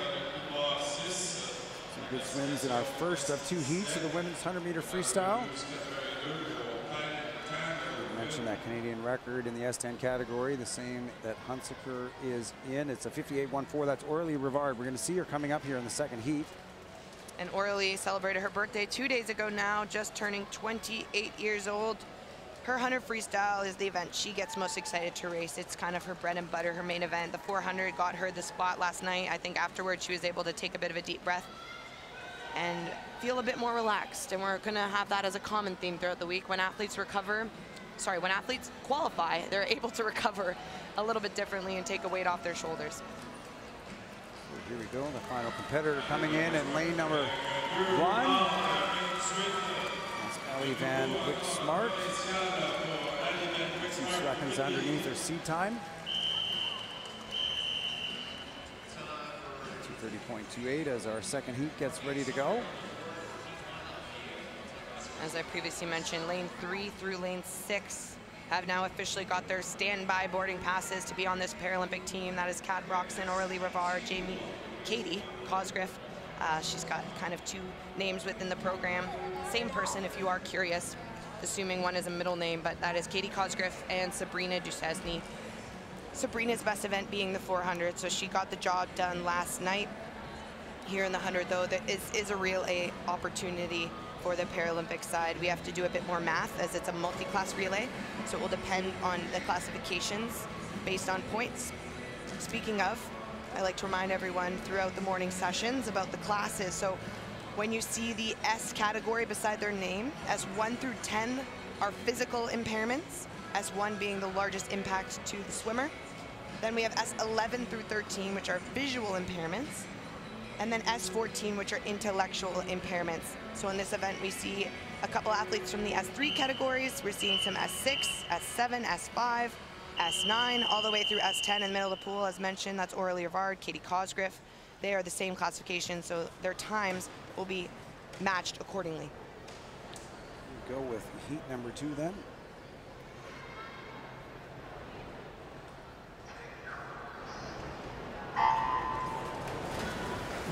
So Brittany, you mentioned something about the multi-class relays. Now that is unique to para, and how exactly are those relays put together? It is going to be a science with our selection committee. So they have to look, they're able to hit, I believe there are 34 points. So every classification has a number of points, and you get to combine the points to hit your team's roster. So every country will have a different level of point total. It is very confusing as I'm saying this out loud, but I promise by tomorrow we'll help bring you in the loop. It is really a matter of if you take a low classification, you can then combine it with a couple higher and vice versa. So no team should have a clear advantage over another. You combine your best relay team similar as we would in the Olympic program. So we'll see how that fares out for these swimmers. This 29.18 is a split time for Rivard in lane number 4, the Canadian record holder in this cast. 59.94 is her time. 1,002 points. That's a really solid time for Rivard, especially out of the morning. She looks pretty content, happy with that. Way under that Olympic qualifying time, which was needed, a 101.92 for the S10 category. A solid swim out of her second and final heat for the women in the para 100-meter freestyle. Ready to move on to the men fairly shortly, and as you said, with those 8 names, I think that we've got a few of them up here in the 100-meter freestyle for the men that are already on standby for our Paralympic team.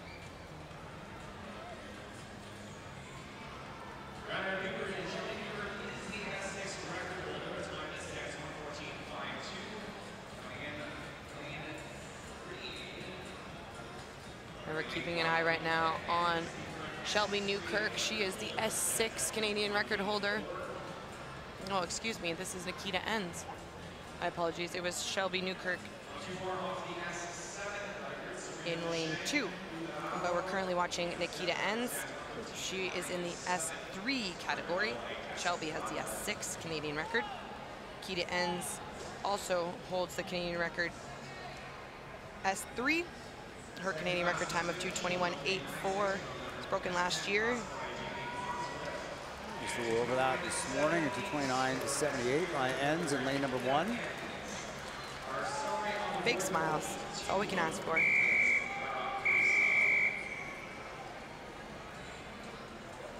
So next will be heat number 1 of 1 in the men's 100-meter freestyle. And talk about opportunities here. Sebastian Masabi, who we saw break the world record in the S4 category for the 50 butterfly. It was not a classification event for him that he can swim at the Paralympics, so this might be his best shot.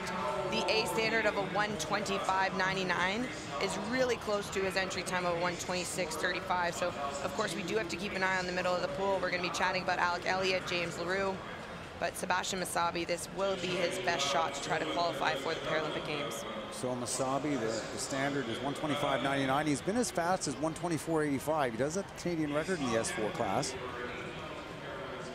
Reed Maxwell, also the Canadian record holder in the S8 category. He's swimming here in lane number 6. He's got a record time of 1:00.78. And James LaRue, you can see, is entered with exhibition as he is only classified to swim breaststroke. So he's in SB9. So here it is now, the first and only heat of the men's in the para 100-meter freestyle.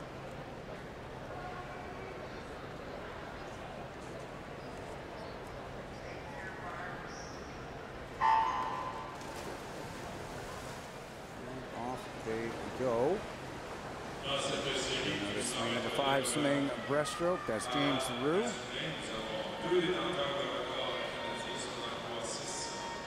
Quick start by Langley Olympians Fernando Liu in lane number 3.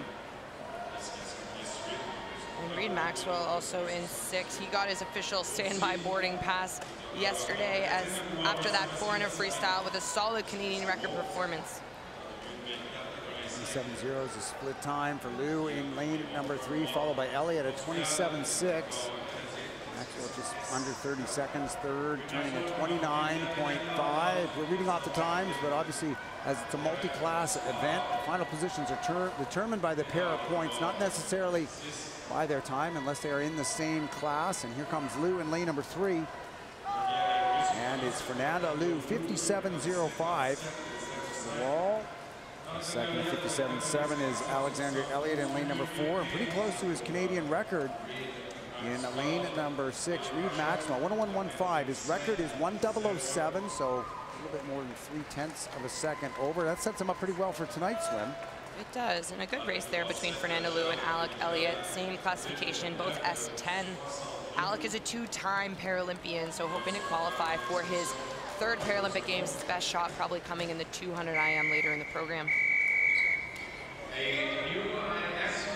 Changing up the speed a little bit now, moving to our next event. And Sebastian does break his Canadian record, which is awesome. And he also gets under that Paralympic qualifying standard. So we'll have to keep an eye on that tonight. But with a para-point score of 9.46, he's put himself in a really good position to get on that Paralympic team.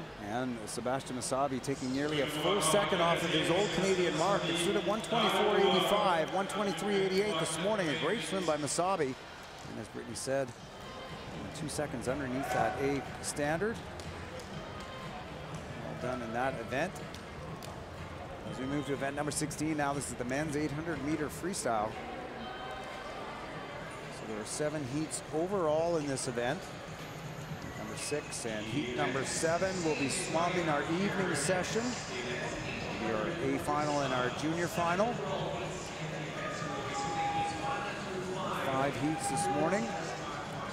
As it's a time final event, just like the 1500s. We'll be swimming these ones fastest seated to slowest seated. We will, and some of the names we'll keep an eye on tonight. Of course, Eric Brown has had a solid meet so far. We also have to make sure to not forget about Alex Axon. Won the 100 from the 200 free. He won the 400 freestyle. Put himself on contention to be on that Olympic team with the 4x200 freestyle relay after winning that. But he's also a very strong distance swimmer.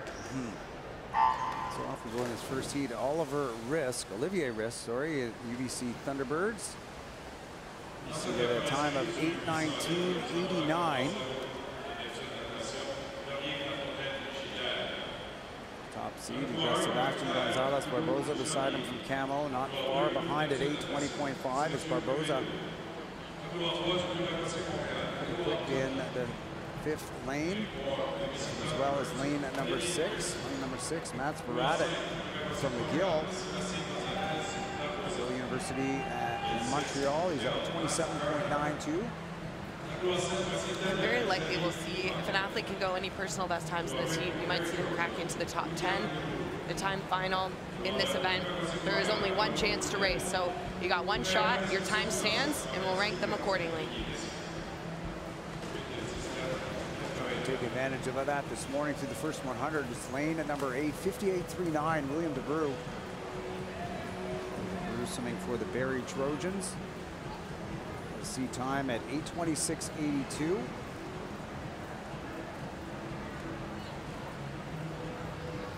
Pacing much faster than that right now. It's 103 pace.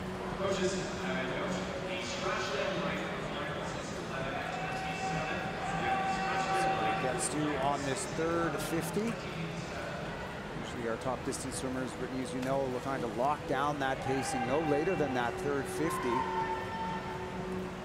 Pretty consistently, DeBrew going at 31.1. He's at 129.5 at the 150 meter mark. Yesterday we talked a bit about the strategy in the 1500, and the 800 is also an event that has multiple strategies and approaches to swimming the race.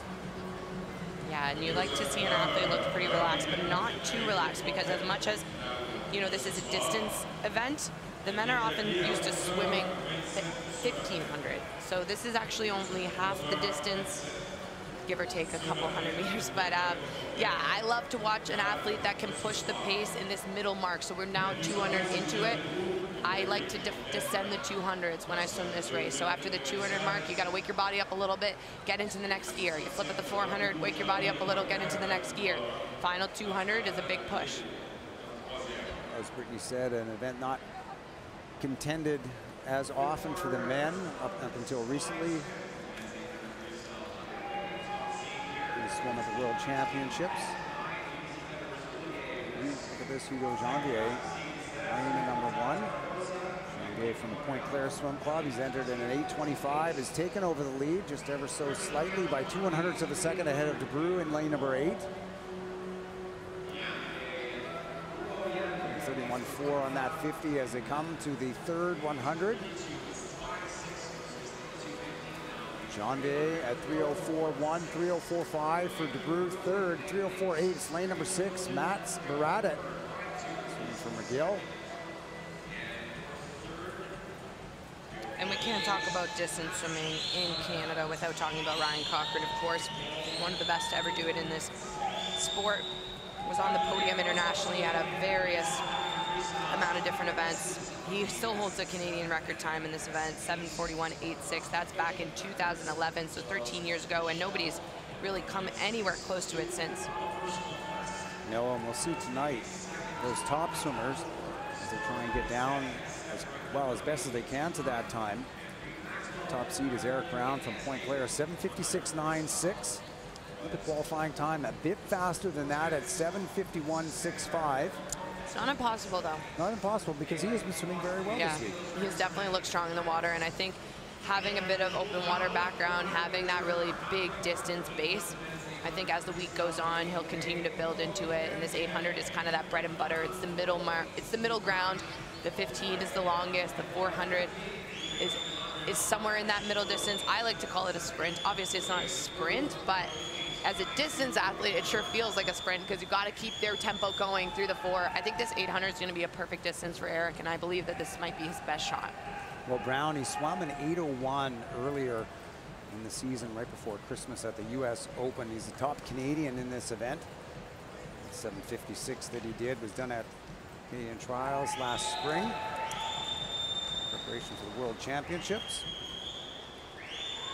Just gone by the halfway point now in this race. It's still Hugo Janvier. And lane number 1 from Pointe Claire with the lead. He's extended that lead a little bit now. It's a little bit more than a second. As it comes to the 500 mark, he's still lapping pretty consistently at 31 mids. Turns out the 500 at 5:10, so he's on pace to be, well, challenging to get under 8:20. Should be a pretty good swim because Columbia's got a C time of 8:25.3. Lane number 4 now moving up. Olivier Risk. UBC Thunderbirds. Risk, the 18-year-old and rookie for the Thunderbirds. 5 lengths left to go. 5:32.3 and 5:42.5. Now they're just 15/100ths of apart. It's a 30.7 split for Olivier Risk. That's a full second better than what Janvier is doing in lane number 1. So he is really starting to pick it up. Moving on this back half of this race. So this is the end of the third segment as you had it with the 200. So we'll see if he can continue this pace or maybe even pick it up for the last 200, Brittany. Risk is definitely coming into his own with this race. He had a strategy and he's looking to execute it. As I mentioned, the hardest part about having a race strategy is sticking to it once the rest of your heat does something different. But he stayed very relaxed at the beginning of this race to make sure he had something in the tank for this final push. So 6:13.5 is the split. At the 600-meter mark at 31.0, he's outsplitting his nearest competitor by 7 full tenths of a second. A pretty good race. It's Olivier Risk from UBC in lane number 4. He is the top seed in this heat at 8:19.89. 30.7, so he did manage to pick it up a little bit. We're on the last quarter of this race now. We'll see what kind of energy he brings to the last 100.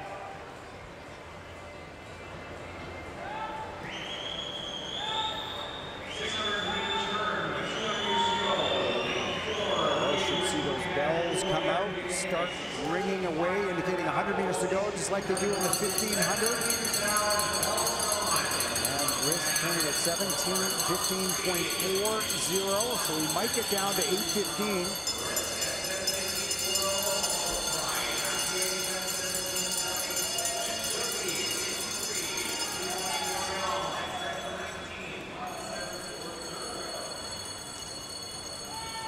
And Olivier Risk with just over 50 meters left to go in the first heat of the 800-meter freestyle leads the way. He was 31.1 on the last 50. He's picked it up, 30.5 here.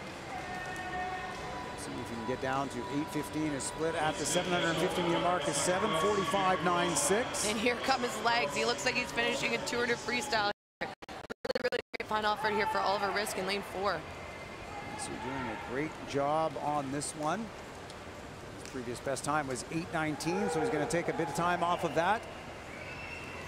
Here we go, Olivier Risk in lane number 4, 8:15.04. Nice swim here in the first heat of our men's 800-meter freestyle. In terms of strategy, it looked like that one was pretty well executed, Brittany. It was definitely well executed. I like the way he built into the race. He didn't panic in the first 200, stayed in the mix.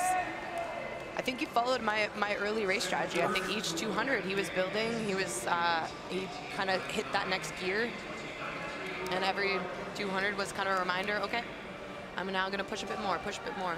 You got to look at his splits, but that might have even been a negative split there for Risk.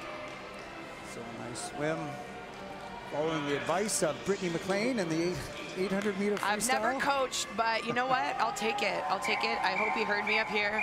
I like the strategy. It feels good when you're building into the race instead of the other way around. So as an athlete, I always like that one.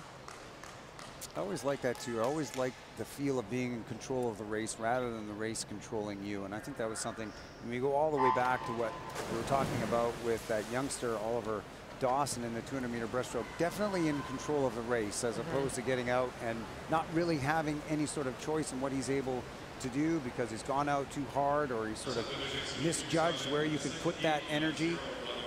There's a great example of that. A great example of that here in the 800-meter freestyle by Risk as well. Going on our second heat, Noah Weaver in lane number 4 from Island Swimming. 8:33.81 is his time. Jack Mills from Nyack, 19 years of age. He's leading the charge in lane number 9, entered in 8:36.48.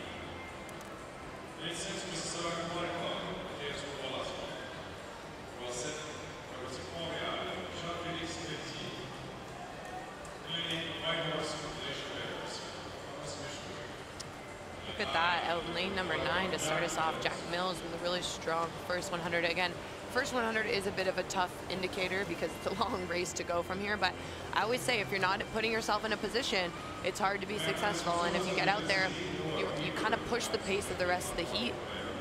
You can kind of challenge each other to some personal bests. He's entered, of course, with a Jack Mills 8:36. So if he can keep this up, I think he's going under 8:36. Yeah, for sure. And that's why I like to look at that third 50, because you're out pretty quick, you're relaxed. Nothing really feels that much better in terms of effort in the first 50 of a distance race.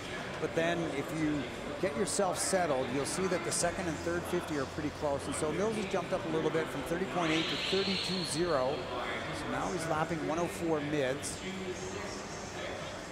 See if he can hold that pace now, as the rest of the field lapped a little bit quicker. 31.30 for Marc-Olivier Lecavalier in lane number 5 from Samac. He's got an 8:34.0 entry time. It looks very smooth. He's actually made up a fair bit of ground on Mills as they come to the 200 now. And see here, he's lapping at 32.0. We've got a couple 31 highs through the first quarter of this race. Cavalier turning in 2:03.80. It's a 2:03.45 for Mills. I think the thing too about this race is that first 100 in across the board, if you're at a big event, if you've hit a taper, you often don't feel the first 100. It's kind of just like this magical feeling of being fresh, being yeah, hitting your peak. Often it's like your first time shaving down. So if the athletes haven't raced too much at the program so far, that pop in your stroke is tough to indicate where you're at until after that first 100, as you mentioned. So, but still, Jack Mills putting himself in a position to race with the middle of the pool. And so Mills settling now on his pace at 32 lows, 32 mids. He's got a good eye on what's happening in the middle of the pool, because Lecavalier in lane number 5, about head length ahead of everybody as it turned at the 300. 3:08.44 is the split time for Lecavalier. 32.5 on that split. Mills is 32.6. It's a pretty tight field here. The first 300 meters. 3:08.44 is the split time for Lecavalier. So at 105s, he's pacing right on his time for his lifetime best. It sits at 8:34.0. See if there's any pickup over the back half of this race, as they're just about to come to the halfway point, just about to come to the 400. So they'll be end of the second quarter. And lanes 4, 5, 6, 7, and 9 are all swimming. It's 5 abreast here as they're coming to the halfway point. And we'll see who took that strategy, right? This is shaping up to be relatively even, but the 400 is a really good indicator. I think halfway. We see a little bit of a pickup here coming into this 400 wall for Lecavalier. He turns at 4:13. So there's Noah Weaver in lane number 4, who's moved beyond Lecavalier and really picked it up with that 50. 31.9. He actually outsplit the field by nearly a full second. Jack Mills still in this though. Splitting at a 4:13.97. Again, his personal best time up at 36. So still putting together a solid swim. So the 17-year-old Noah Weaver in lane number 4 has taken over the lead. He's seated at 8:33.8. Himself into first with that 50 as well. He's got himself a lead of about 0.6 of a second on the field.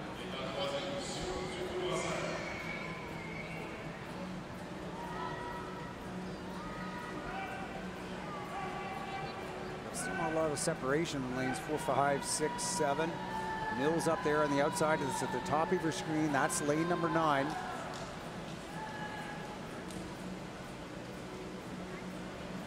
Handy to see those digital lane markers on your screen indicating the lanes.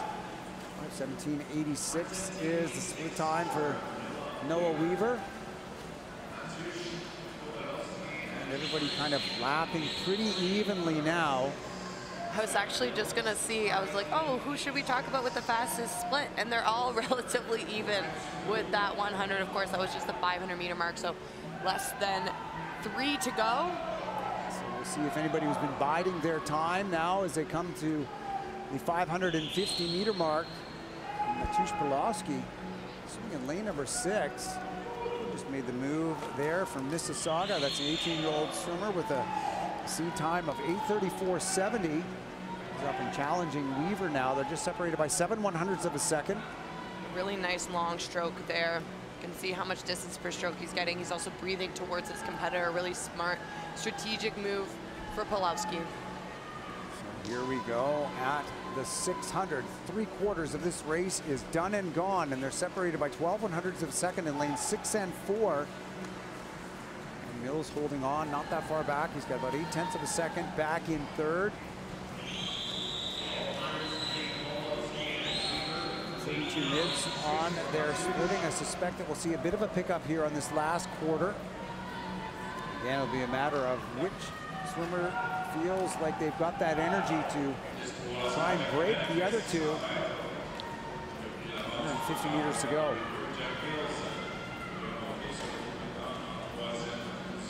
And we're getting ready to hear the bell lap, which is music to every athlete's ears. That means they have a 100 to go. Again, most of these swimmers should know where they are in the race. They should know that they have 100 left to go.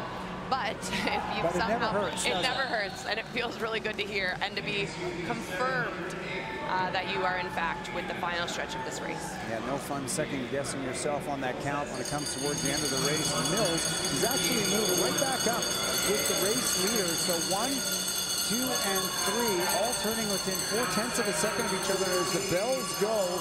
Weaver has taken back the lead with a 32-4 split as he comes through the 700 at 7:28.0. Again, they're going to be just underneath those seed times, I think, because we'll look to see a little bit of a pickup here over the last 75 meters. Weaver, Pulowski, and then Mills down up in lane number 9. Still no legs for Mills. He has not kind of made that final push. I don't know if they're tired or if he still has it in him. Well, big legs out of lane number 4. Look at Noah Weaver turn on the afterburners here as he comes off the 750 wall. He's picked up the tempo and he's really driving with those legs. He turned at 7:59, so he's going to challenge 8:30 as his final time here as he comes into the finish. Noah Weaver, the 17-year-old from Island Swimming, going to hit the wall first, a sub 8:30 swim at 8:28.76. Also under with a great finish, Jack Mills, 29.2 on that last 50. Strong finish out of lane number 9 from the swimmer from North York. Your top 2 here in our second heat of the 800-meter freestyle. And we spoke about Island Swimming's Ryan Cochran earlier, so being able to train under that facility and the program that really built Cochran to the success in distance. Got to get pretty excited about what's the future looks like for that youngster. Again, only 17 years of age. Noah Weaver, our heat number 2 winner. So some good swimming out of the second heat. And Jack Mills again dropping a couple seconds off his lifetime best. Some nice swimming here early on in these 800s. Ready to dive in with heat number 3. Riley Coswell in lane number 4 from Windsor X6, 16 years of age. He's the top seed in this heat at a time of 8:36.98. Got a late scratch in lane number 7.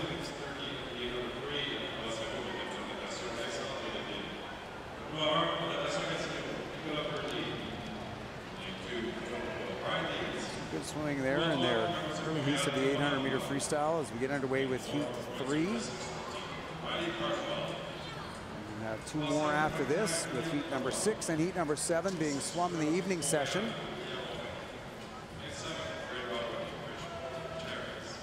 And the junior final, of course, you've mentioned it a few times, Jason, but on the line is a spot on the Junior Pan Pacific Championship team, a big opportunity for young athletes to get to go to their first or second.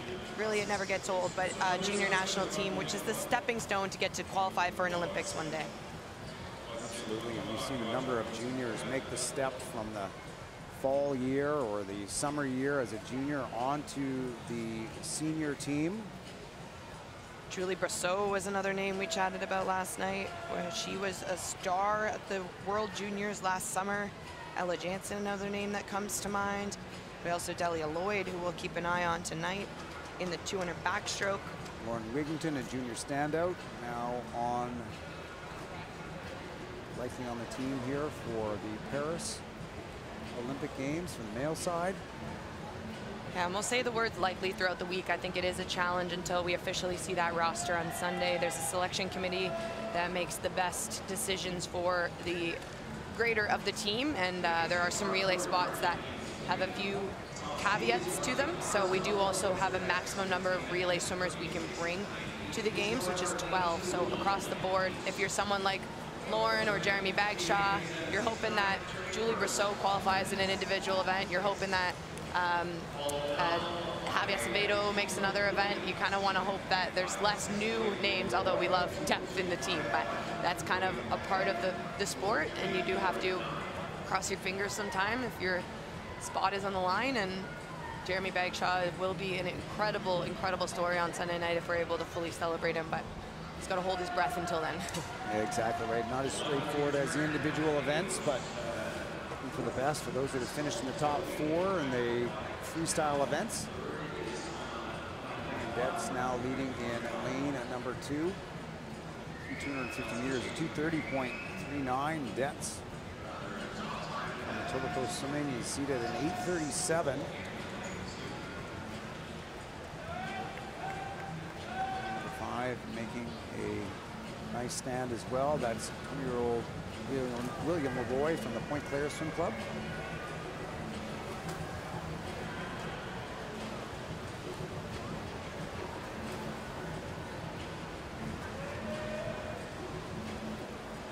And we talk about the breathing patterns, but he's definitely breathing toward the middle of the pool at his closest competitor, William Leroy. You want to be able to alternate strokes, so you do want to be able to breathe to both sides. Sometimes you do have a favorite, though. Most athletes, I'll say, have a favorite, one that they lean more towards. But 30 point. Just as you said, though, you know, in a race this long, you're at a disadvantage really to only be breathing to one side. And if you've got competitors moving up on the left or the right, you don't want to have to go a whole 50 with them on the outside sneaking by you. William Leroy there with a 30.9 to the feet, which is faster than everyone else by over a second in this heat. So he's decided to make his move, approaching the 400-meter turn. So this is going to be the halfway point. Leroy carrying that momentum here to the 400. He's doing a 4:08.84. Leroy is entered in a time of 8:37.0. In these distance races, especially the way that they're set up, there's no circle seating. It truly is fastest to slowest in these time finals, and we're only seeing the heat separated by about 2 seconds, not even 2 seconds. So in theory, all of this heat are entered within 2 seconds of each other. We're seeing quite a discrepancy here after the 400, but that's why they get in and do the race. You're not defined by the time on the paper, you're defined by the performance you put on in the pool. Absolutely right on Leroy. He really went on that 50 at 30 point. He settled back down into 32 highs. He's still leading and splitting a 4:41.5 at the 450-meter mark. A couple seconds up on Brian Detz in lane number 2, the 17-year-old from Island Swimming. Lane number 3, Thomas Langlois from Camo is starting to pick it up as well. He had the fastest split of anybody in that last 50 at 32.3. Move on Detz as he comes to the 500-meter mark. See Leroy in lane number 5 out in front, 5:14.81. Detz turning next at 5:17.3, but Langlois right there as well, 5:17.6. Just a couple hundred meters left to go. And Langlois with a second lead on Detz at that 50, so he's making his move right now at the second half of the race. We'll talk a lot about strategy, but definitely appears like he's building within it. Made a turn at that 400 and said, I want to come play. Now they race.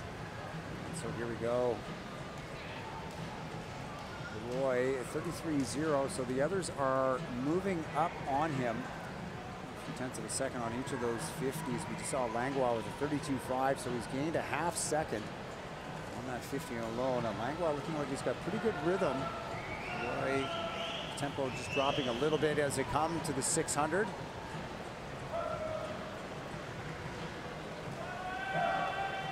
Moving up in lane number 6, that's William Warren.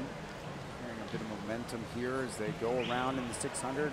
Leroy turning a 6:21.4, 6:22.7 is Langlois. Warren at 6:23.9. Should have this heat again pretty close at that 8:30 mark. Really long with each of his strokes. You can see the reach out the front. I know that's something you've mentioned earlier with these distance swimmers, and you can sort of see, as you've said, just what sort of condition they are in this race, that length of the stroke, whether they start to tie up and shorten up or are able to maintain that stroke length throughout the entire race, particularly at the back end. Right, and some have a bit more of a bounce to their stroke, and Langlois is a really good example of an athlete that has a bit of a pop. When he swims, you can see every second stroke, he kind of like bounces up on the water, where you see a lot more smoothness coming out of Leroy. Again, something different works for everyone. And you see that even, you know, Gregorio Partrinari, my Italian isn't great this morning, but, you know, very accomplished distance swimmer. He has a similar bounce to Leroy, or excuse me, he has a similar bounce to Langlois. It is Leroy that has a long and strong stroke, but a lot of the athletes that we see up to the 1500 in open water have that bounce to their stroke. So Langlois, he was 0.7 of a second back at the 650, and with the bells coming, he has taken the lead. He split 32.3 on that last 50, coming into the 7-100, and he's got the speed. In his step and the bounce in his stroke as he comes to the last wall. It's Langlois turning a 7:59, 4:31.9. So again, he's going to be pretty tight on that final time at 8:30, which will be a good drop for him. Langlois entered in an 8:37.29, so it's going to be a good drop from the C time regardless. Race happening for second, third in this heat in lanes number 5 and 6 between William Leroy and William Morin. Battle of the Wills. Yeah, battle of the wills as it come to the finish. It's going to be Langlois in lane number 3, 8:30.35. Look at this, just 17/100ths of a second separating 5 and 6. Our two bills, Leroy and Morin. We finish off our third heat.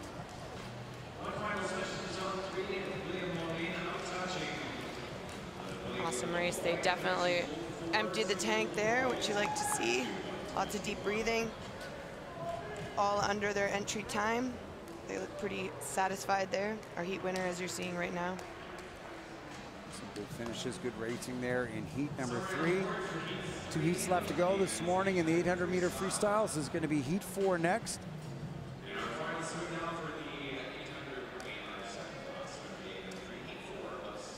Top seed is going to be Saskatoon Goldfin's Kieran Dick, swimming in lane number 4. 8:34.7 is his seat time.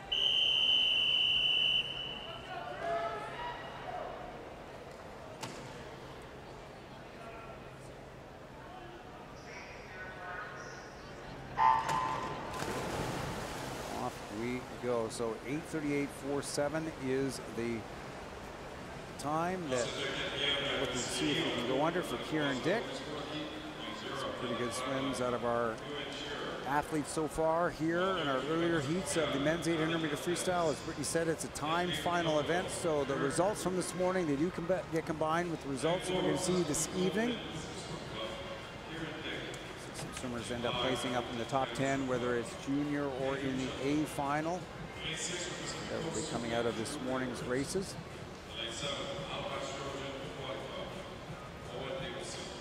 Dick leading the way through the first 50 meters. 28.33 is his split time. Watch to see, get any indicators of what the strategy is going to be for the Saskatoon Goldfin swimmer as he comes to the 100. 28.3 on the first 50. Here he is turning at 59.2. Solid 30.9 second 50. He looks really relaxed too. Very relaxed. Nice high elbows. You can see a big gap there in between his hand and his shoulder. It's a nice sign that they've got that elevated elbow position, good for the catch. We have to keep an eye out on lane number 0. Our favorite lane so far of these championships, Owen Shearer. Lane 0 really has been the good luck charm. It sure has, and not always easy to see. 59.4 on that 100. He did split 31.0 on that last 50. Actually outspit Dick by 0.4 of a second. He's taken the lead now, 131.0 to 131.2. Ewan Shearer from London Aquatics. Shearer also 16 years of age. He's seated with an 840.71.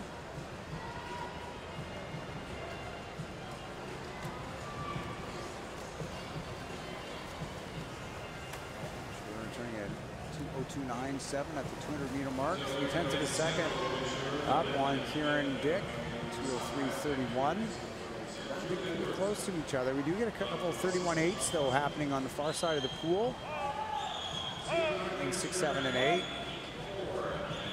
Starting to settle on their pace at 31 high. So if they can hold those, we'll get some pretty good swims out of these athletes in our 4th heat.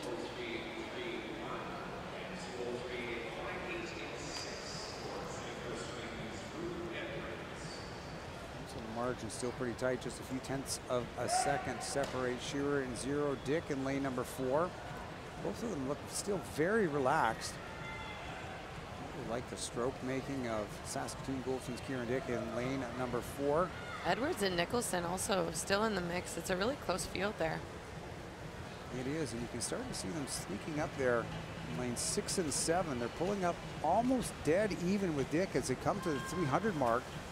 It was 3:07.7, 3:07.9, 3:08.1, 3:08.2. So we've got 45-100 separating these top 4 swimmers. Everybody splitting pretty evenly across their laps between 32.0, 32.5.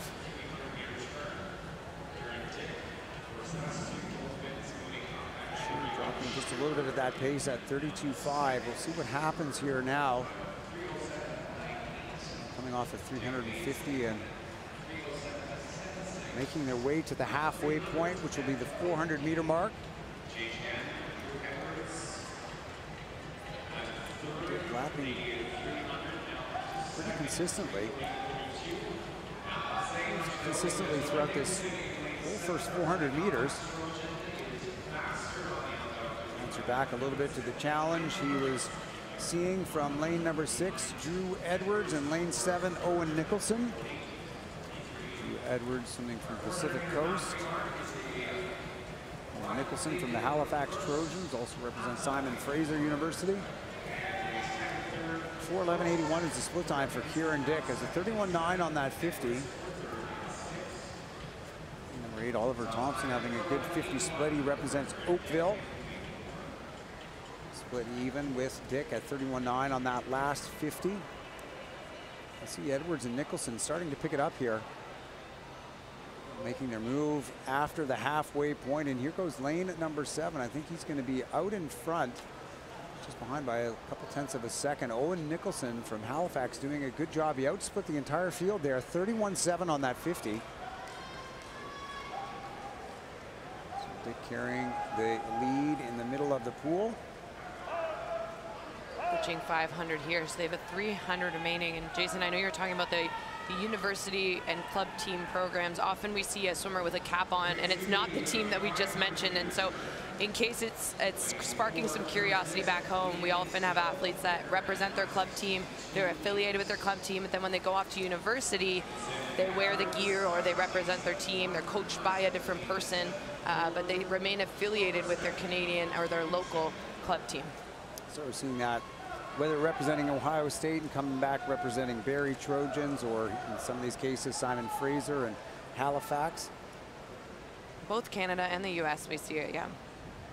Even the UBC Thunderbirds, it often says Thunderbirds and then it says the club.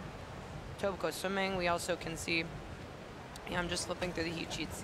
Definitely some examples, but it is pretty cool to be able to watch, you know, when you're into your university years, you can still come back to your roots. I know for me, that was something that I never took for granted and really enjoyed, getting to represent Etobicoke, even through the times where I was out competing in the States. Well, it's also valuable for those age groupers that you come home to and be around, whether it's at the meet or in local training. You know, For sure.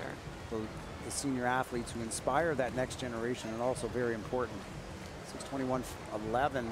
Here we go for Dick. Done a great job controlling this race from the front. Owen Nicholson turning in second. He's 0.3 of a second back. They are splitting pretty evenly with each other. I'm going to look to see which one of them's got the energy to make a move first here, with just a little bit over 150 meters to go in this race.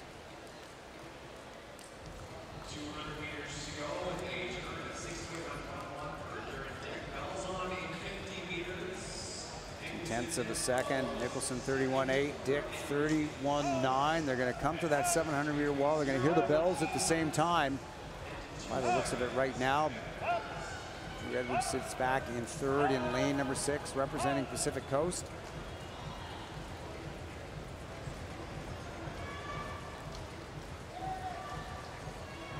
Pretty even 31 highs there for Kieran Dick. He's put together quite a solid race from start to finish.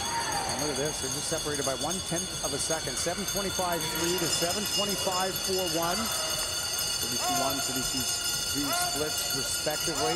They both look very strong. It's kind of hard to tell if anyone has made their move yet. Dick might have started a little bit earlier. Well, both are shaping up for pretty big drops from their entry time, at least for sure, because Owen Nicholson entered with an 8:40 and they're well under that pace. They're going to be under 8:30 by the looks of it as they turn at 7:56.95 and 7:57.15. So 2/10 of a second is all that separates them. Now let's see who's got it here on the finish. The finishing kick. It's a slight advantage to Dick in lane number 4. He's not giving up. He's Nicholson, though, in lane number 7 as they come to the close. You can see the markers on the ropes. That's 15 meters left to go. And Dick breathing to his left. He's got to worry about Nicholson out in lane number 7.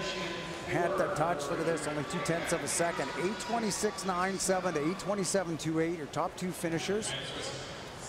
Good drops, as you mentioned, Brittany. And a really good example of athletes pushing each other to new heights. Those two both dropped 12 seconds minimum, and that is way faster than we saw in the last 2 heats as well. So they're climbing up the ranks. Well done, and those 2 swimmers both, well, at least Dick is of junior age. Nicholson is 19 years, so Kieran Dick will get to see that time contend with what happens in our junior final later tonight. Gearing up for our final heat here of the men's time final 800 freestyle.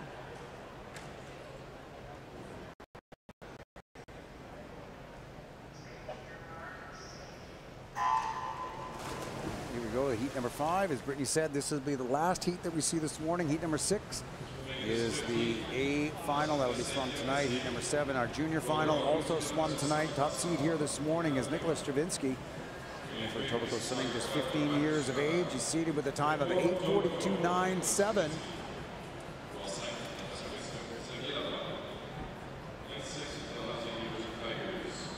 And if anyone's noticed too, on the lap end of the pool, there are some very hardworking officials counting down for the athletes. So if they're way off, or if sometimes honestly your head just spaces for a good 2 laps and you're just like, wait a second, where am I? You are able to look up briefly. In age group swimming, they actually have the counter usually under the water, so the athletes can see it under the water. But on the international stage, whether it's here at the Olympic trials, any other national championship, or at the international level, at the Olympic Games, at the World Championships, the Junior Worlds, the athletes will have the counter above the wall where the blocks are. And that's a little indicator of where they're at. A great shot that we just saw at that wall from our overhead camera. It's part of our backup timing system. We just saw 5 athletes there turn within a half second of each other. 1:01.1 to a 1:01.7 spread.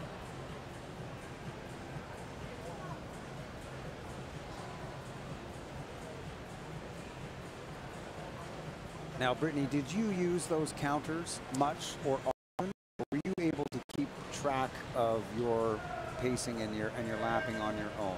Jason, I would love to say that I never relied on them, but I would think that I did. You know, when I was swimming yards collegiately, it was 66 laps, and that one was tricky.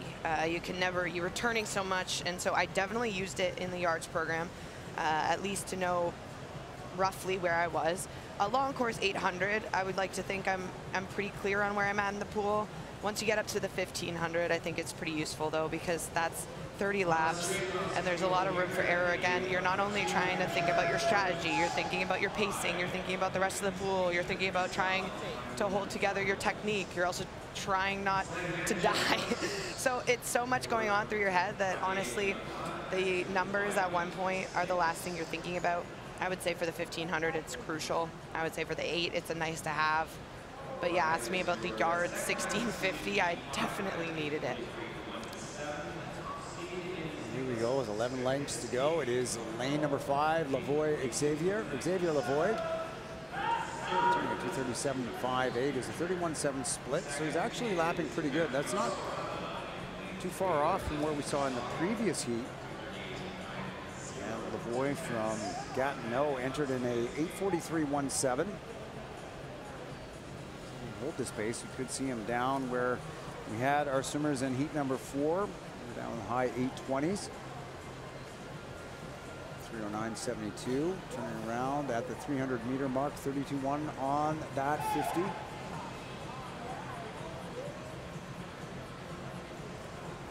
And you do want to get in a decent amount of oxygen here. So if you're saying, you know, why are they breathing every 2? We do want between a 2 and a 3. Ideally, you want to breathe to both sides, but you don't want to be holding your breath in a race like the 800 freestyle. It's not a sprint event. You don't want to have to keep your head down. You want to get the rhythm. You want to be able to get the oxygen. It's going to help you make it through all 16 laps of this race. You'll certainly see something more often in the sprint events, like the 50-meter freestyle, where plenty of the top athletes won't breathe, or they'll maybe breathe once. And then sometimes in the 100, there's very few breaths, but would be a very dangerous tactic here in the 8 and 1500s for sure.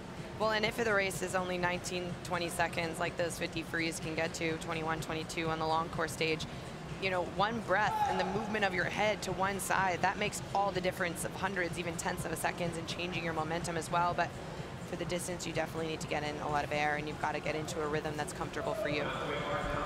Lavoie doing a good job here. He's still lapping pretty consistently down at 32.1. He turned at the halfway point at 4:13.9, so he's actually right in contention with the previous heat.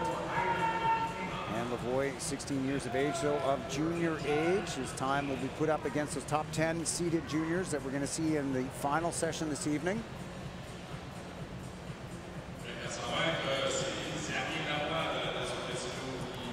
And if he can manage in the high 820s, there's at least 3 or 4 swimmers that he might be able to move past. As we factor in all of the other swims that we've seen this morning, 32.0 on that 50 as well. I mean, yeah, if we're looking at the A final tonight, of course, we said earlier that Olympic qualifying standard of 7:51, but in order to get into that top 10, the times are right around 8:20, just under. So if we've seen a few today that are close to it. Of course, we don't expect that the entire heat of 10 goes a personal best, but we have a lot of opportunity here. This is technically entered as our slowest heat, but I think there'll be lots of climbing to be done. Absolutely, and of course we get to see Eric Brown and those others that are closest to that Olympic qualifying standard. Olympic qualifying time, sorry, of 7:51.65 seconds.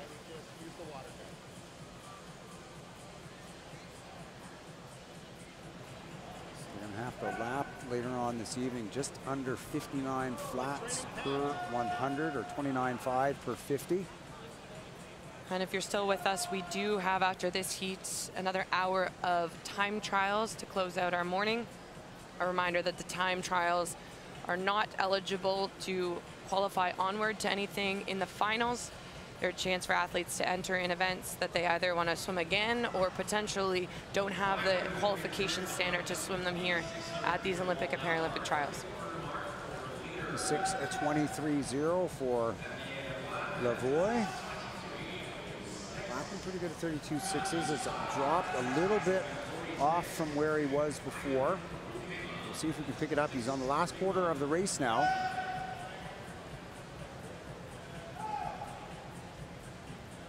Still in contention to be near that 8:30 mark. Might just be a little bit over unless he can pick it up.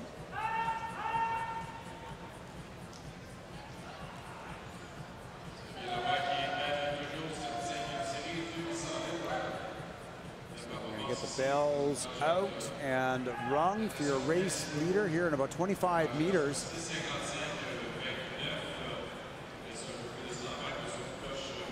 Lavoie presenting Gatineau.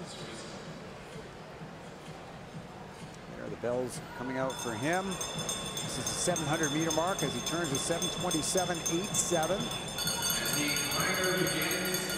He'll be back in 1:02 to crack 8:30. It was 32.5 on that last 50, so it might be a bit much, but you can see that he's started to pick up the tempo. He's added his legs. He's got 75 meters left to go. He's putting down a nice personal best. His current time, his seed time, stands at 8:43.17. So we're going to see a good drop from there, probably about 10 or more seconds. To the last wall, 50 meters left to go. He split 31.8, so 7:59.6. He needs 30 point on this last 50 to get under 8:30. Regardless if he does that or not, it's going to be a nice drop for Xavier Lavoie. Yeah, he's still looking relatively relaxed as well. This could be a good sign for his 1500 later in the program. So an excellent swim this morning here of our fifth and our last heat of the men's 800 meter freestyle. Again, we have got two heats happening tonight. A final and the junior final as Lavoie comes in for the finish in lane number 5, 8:31.36, a drop of almost 12 full seconds. Happy with that time. He is happy with that time. Very happy with that time. That's one of the best celebrations we've seen, well, certainly this morning and maybe even all weekend. And that's just a reminder of how important it is to get in and race. I haven't seen anyone qualify for the Olympics get that excited, but he just won his heat here. The last heat of our morning, great and to wants see. a hug. He's congratulating his competitors as well. Both of them putting best times in there. And there we have one more look at it again. Love to see a face and reaction like that after a good swim. Also just pure relief too that it's over. He looks just thrilled. Awesome, awesome stuff.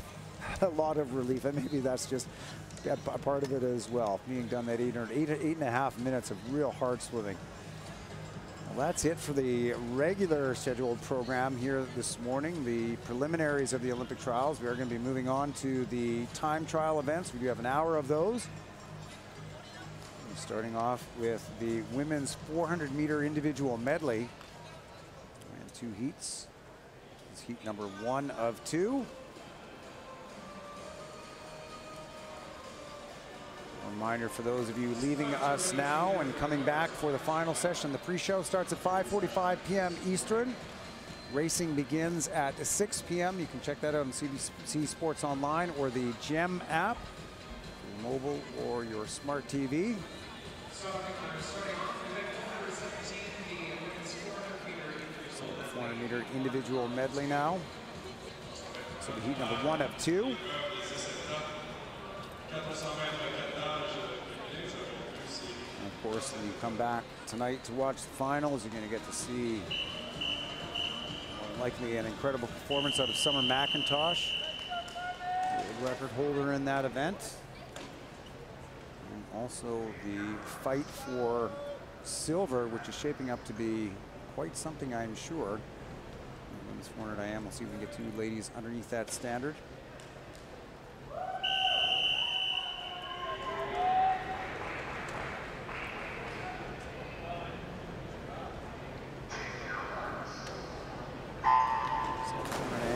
One of 2 in our time trials. Canadian Dolphins Chi Chi Sun swimming in lane number 4. She's top seed here in this first heat at 5:12.57.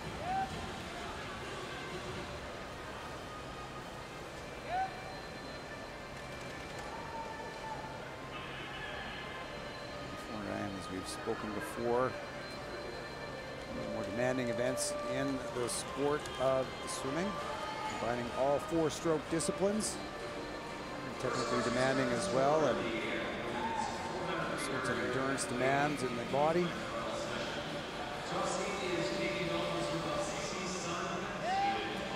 Looking really strong there in that first 50. Aneshka Frickleton from eSwim out lane 2, 30.6. Strong outing. She's seated at 5:14.6.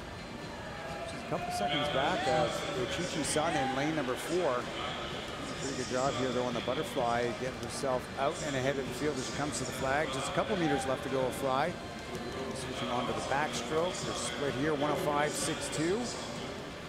Nice overhead shot of the fly to backstroke transition.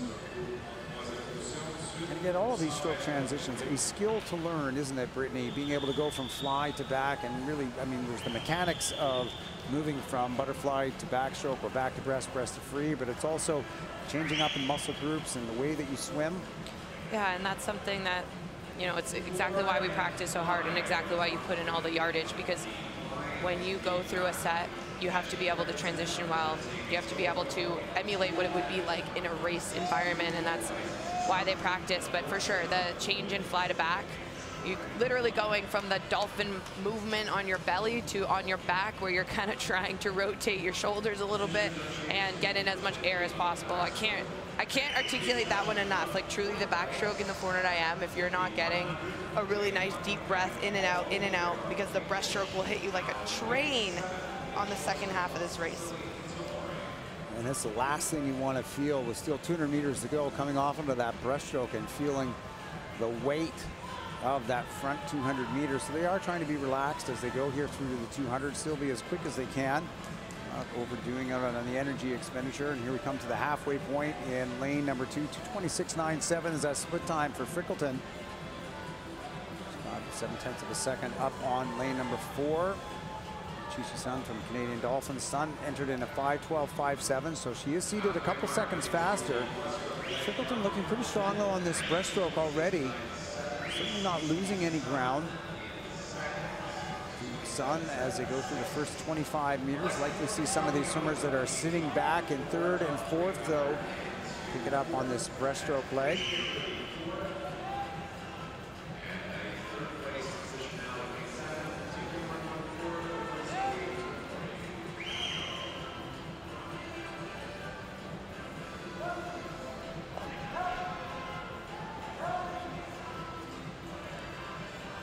First 50 meters of breaststroke, Frickleton, 46.5 is split.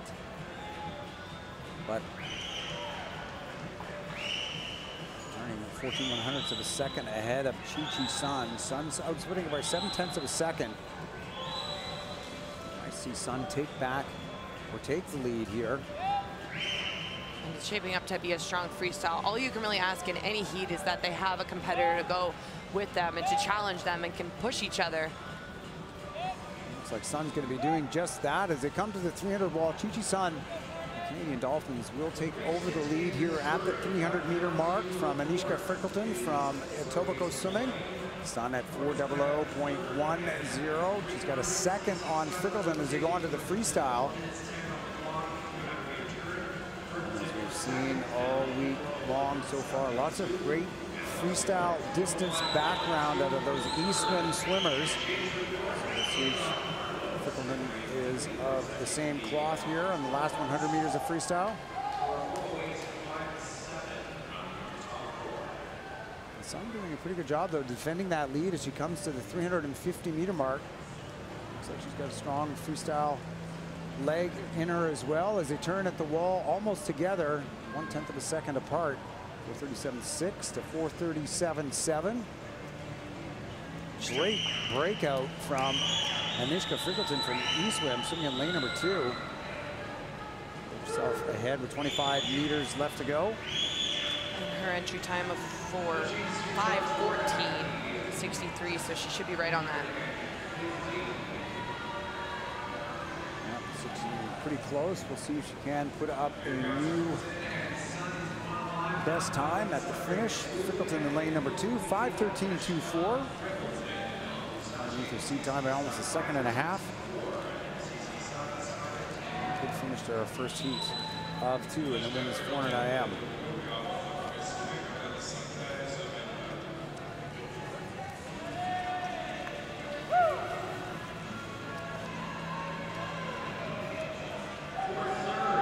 There we go. This is going to be heat number 2 now.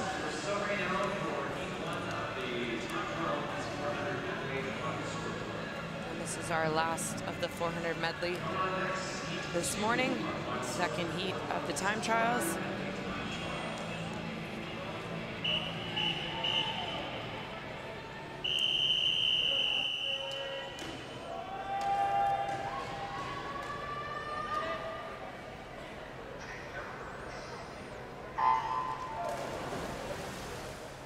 Off we go with heat number 2.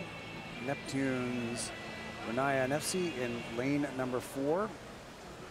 She's the top seed. 5:07.49 is her entry time.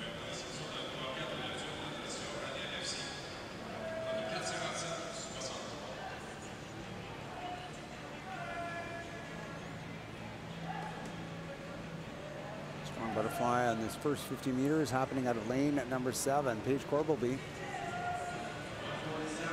Corbelby from Hyack of 30.64 through that first 50 meters. An entry time of 5:09.04.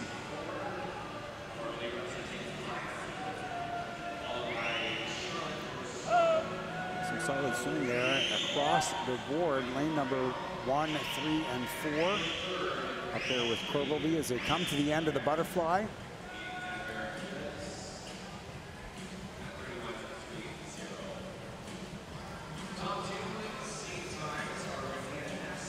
Here we go, 1:07.33. That's the time out of lane number 3. That is Maya McCann from Nepean, Canada. In 5:07.49, moving nicely on that underwater and breakout. That's lane number 4, top seed Renaya Nefsi. She is entered in a 4:57.63. So she does have almost 10 seconds on the field, at least through their seed times.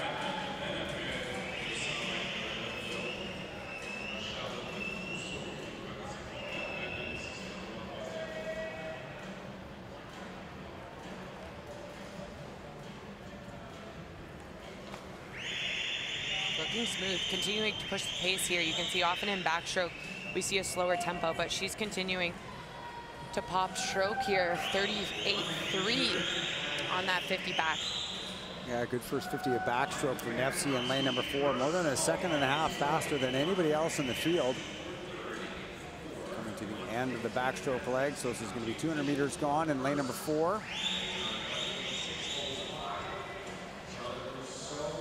Nefsi moving up on the field here through the backstroke, out in front, 2:24.39 is her split time, out ahead of lane number 1.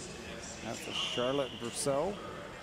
She's swimming for Camo. She turns in second at 2:26.5 as they go on to the breaststroke. Looks like that's a pretty strong discipline for Nefsi in lane number 4. Continuing to gain ground on the field.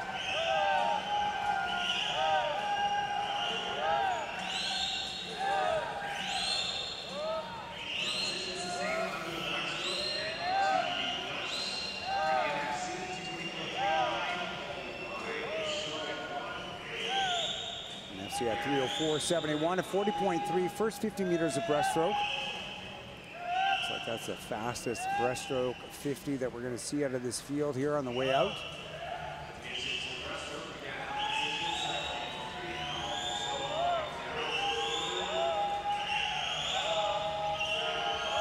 Nefsi gaining ground here as she comes with 15 meters left to go on the breaststroke leg. She's going to be hitting the 300 wall with a considerable advantage on the field. Maybe a little bit more than 10 meters as she comes to the flags. 2 strokes left on the breast, turning at 3:40.50, well, actually 47.0. So she set herself up pretty well here. Underneath that seat time, it stands at 4:57.63. It's going to be really close, yeah. She's got about a 25 on the rest of the field, though, as you can see with that aerial shot. So strong race here shaping up. Our leader still, Renaya Nefsi, Neptune Nation. And so with just over 50 meters of freestyle to go, Nefsi's coming to that last wall. She was 3:47 at the 300-meter mark, a 36-point first 50 meters of freestyle, so she needs to go, well, 36 seconds or better to get under 5 minutes. Gonna have to pick it up and throw those legs into this as she wants to get down to that 4:57.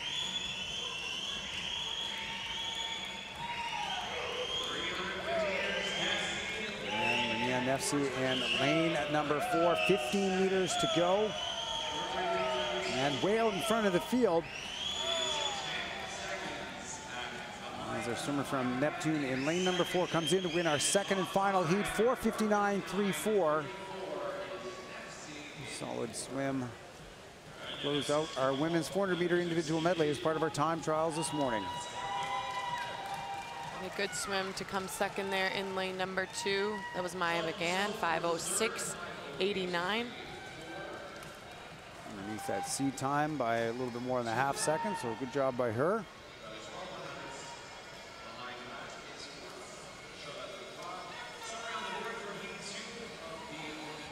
So here we go with our next event. It's going to be the men's 400-meter individual medley. I have 2 heats. Heat number 1 of 2.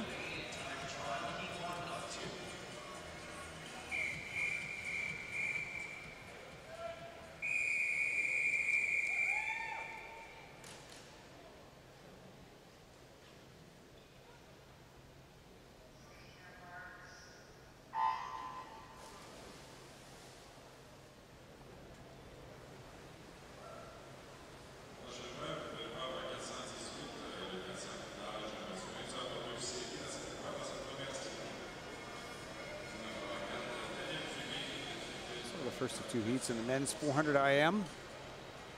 Top seed is swimming in lane number 4 from Fredericton Aquanauts. That is Danielle Duguay. Turning time of 4:53.51.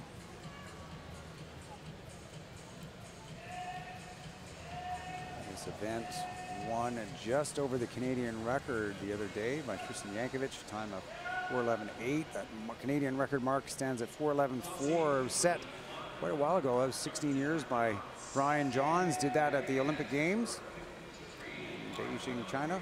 That's another older record still on the brinks for sure. We might see one fall in Josh Liendo tonight. I think after that morning swim, we all feel pretty good that that might be at risk. He looked, I just love the way that it appeared, at least from our end, how he accelerated towards the finish, and you could really see him break the field with about 25 meters left to go. So much power in that young man. Yeah, he looked so strong. There's really just no better way to I know we're supposed to be descriptive up here, but other than he just looked so good in the water. He was riding really well. He built into the race really well. His stroke rate looked good. Yeah, I can't say enough. That's the race I'm most excited for tonight. And I think that, you know, we talked about it, can we get 2 men underneath that standard? And I would say, you know, I was hedging my bets for sure this morning when we talked about it, but after this morning's preliminaries, I feel quite confident that we'll get 2 men underneath that cut tonight, which will be very exciting. Be very exciting to see. Yeah, it is going to be close. I like the way Yuri Kissel looked too. He definitely has changed up his technique a little bit. I was talking to him a month ago at the Canadian Open saying, you know, you had such a iconic technical, whether or not every coach loved it, you knew Yuri was in the pool. You knew when you looked down, that was Yuri Kissel. Whenever I was watching international relays and going into the heat, we didn't know what the relay order would be. I immediately knew when Yuri was swimming, but it's not as out there anymore. No, and I think that, you know, that comes with maturity. He's 28 years old. Yeah. It's not his first kick at the can, right? And he's a mature young man with, as you said, you know, he's swimming for himself. He's got some pretty clear goals, and I think any sort of changes or adjustments, refinements in stroke were pretty purposeful. And, you know, I think it's been paying off for him, particularly at 48.5 in the morning is a really strong swim for Kissel. He hasn't been that fast in a couple of years. No. That's really good swimming. And he looked really strong.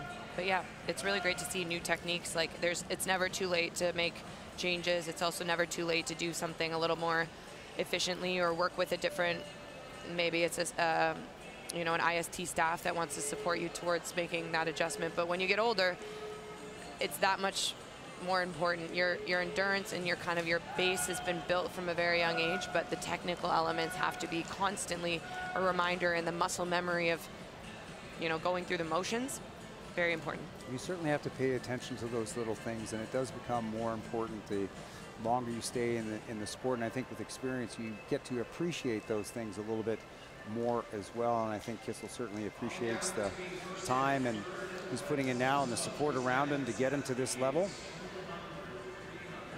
At the 300-meter mark, 3:48.28, a split time here in the pool in lane number 5. Yannick Morgans from Dalhousie Tigers. He's seated at 4:54, so he does need to come back in a 1:06 here on the freestyle wants to get underneath that time. He looks pretty strong here. He's at the first 25 meters. He's breathing to his outside, to the left. As he gets to the 150 wall. Hopefully he's down at 12 or better. Sorry, 420 or better. 20.92 split, so he's on pace now to get down to that 454. Pretty good, 32.6 on that 50. And if you're wondering what you're sticking around for here this morning, after the 400 IM, we will have the 100 free on the women and men, and the 200 backstroke for the women and the men. And 5 meters left to go. Yannick Morgan's in with a new top time for him at 4:52.87. A good way to start this men's 100-meter individual medley.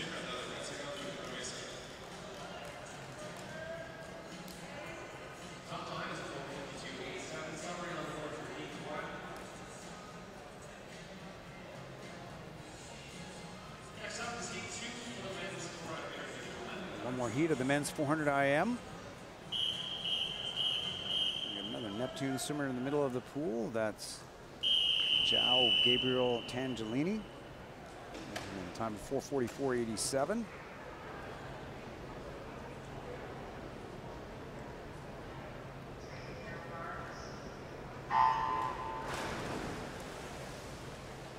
This heat separated by about 5 seconds when we look at their entry times. 4. Jason's math on the go is much better than mine, if you haven't noticed already. 4 seconds separating this field.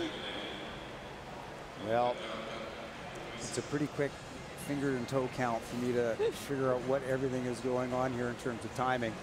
We do have an empty lane there in the middle of the pool. That's lane number 3, Kale Duong from eSwim. Strong first 50 meters for Jack Lowen from Crest Swimming out in lane number 6, 28.2 on the butterfly. He's a strong butterflyer. This from the 200-meter event here at our national championships a number of times. Driving pretty hard out there is lane number 6. Aiden Luknar from the University of Calgary beside him in lane number 7. A bit as a breaststroke specialist, swims for the University of Calgary Dinos. 1:15 a split out of Lowen in lane number 6.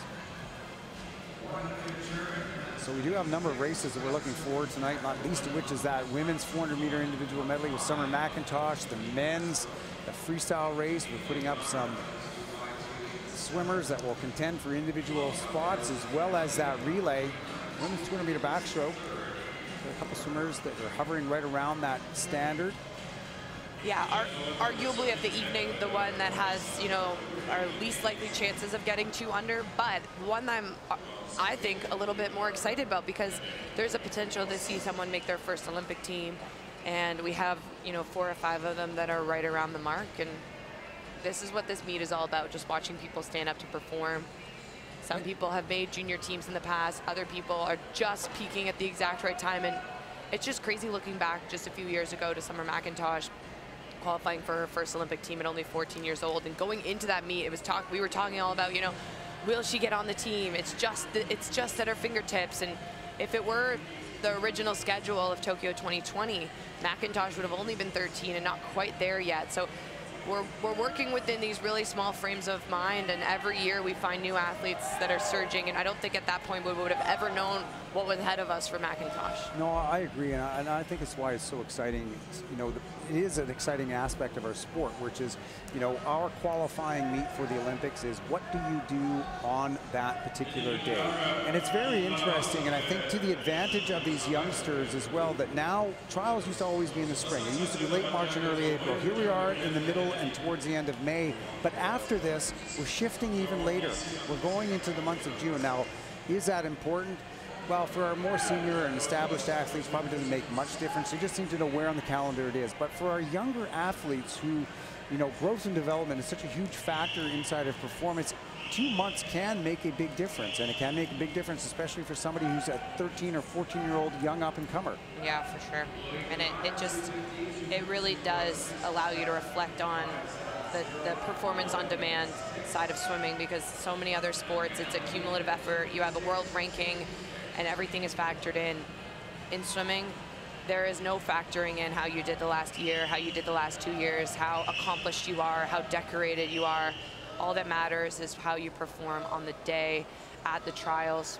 Very objective, and I think I really like that about our sport. And it's pretty exciting to see how everybody's taking advantage of all of that going on here this weekend. And here in the pool, in our second heat, the men's 400 IM, Aiden Luknar of the strong breaststroke. We talked about him being a breaststroker for his varsity program, competes at the U Sports circuit. Through a 3:32.47 through the 300-meter mark. He's on pace to go underneath that sea time. It's 4:48.51. He just needs to be better than 1:15 here on the back end. 35.5 on that first 50 meters of freestyle. So should be able to challenge for a low 4:40.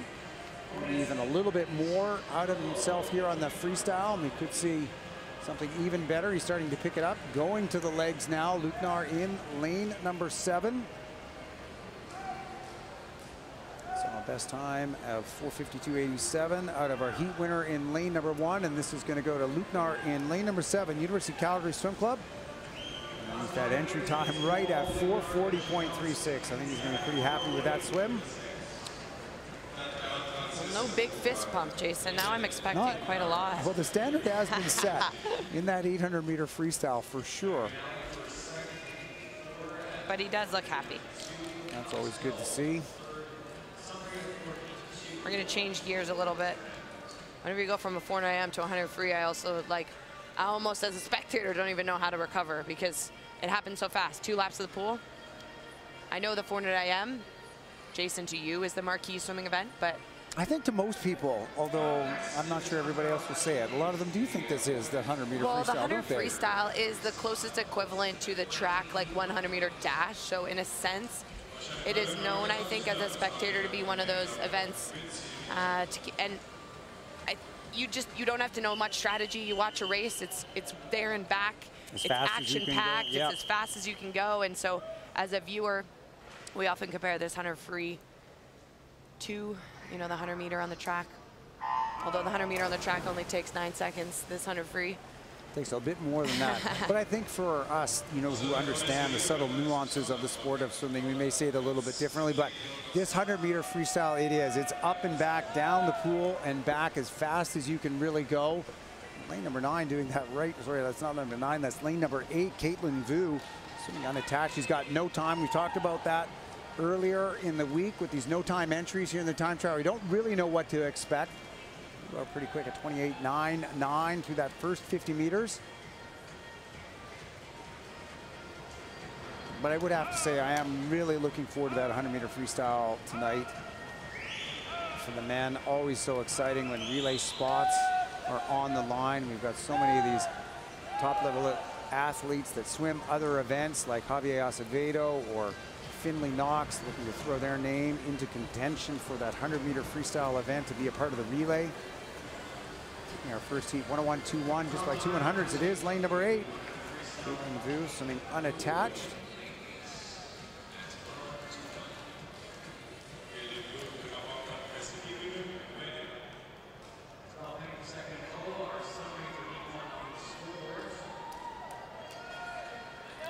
Good swims out of that first heat. The top seed was at 104. So good drops across the board. As we move on to heat number 2, the top seed is Etobicoke's 14-year-old Alexandra Lino, swimming in lane number 4, entered in a 102.30.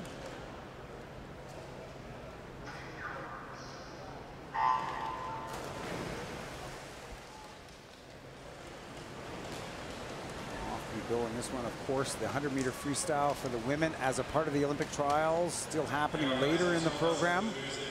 And if you're seeing the butterfly out on lane number 9, the thing about freestyle is it is quite literally a freestyle, so you are able to swim whichever stroke you want to go through the water in fastest. Technically, the front crawl, what you're used to seeing, is what we know in the sport as the fastest, but it's up to you how you want to go up and down. No, very limited disqualifications in freestyle. Of course, we still do have the typical rules where you have to start at the same time as the gun goes off. You also have to enter, you can't just do the whole 50 underwater, but it's technically a hard one to disqualify.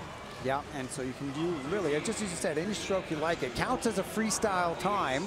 But a lot of these swimmers, and I'm sure she's got some other butterfly events coming up later in the program, why she's swimming the butterfly here this morning. 101.31 out of lane number 2. That's Lane Burback from the Olympians. Good drop from her. A little more than a second and a bit to win the second heat.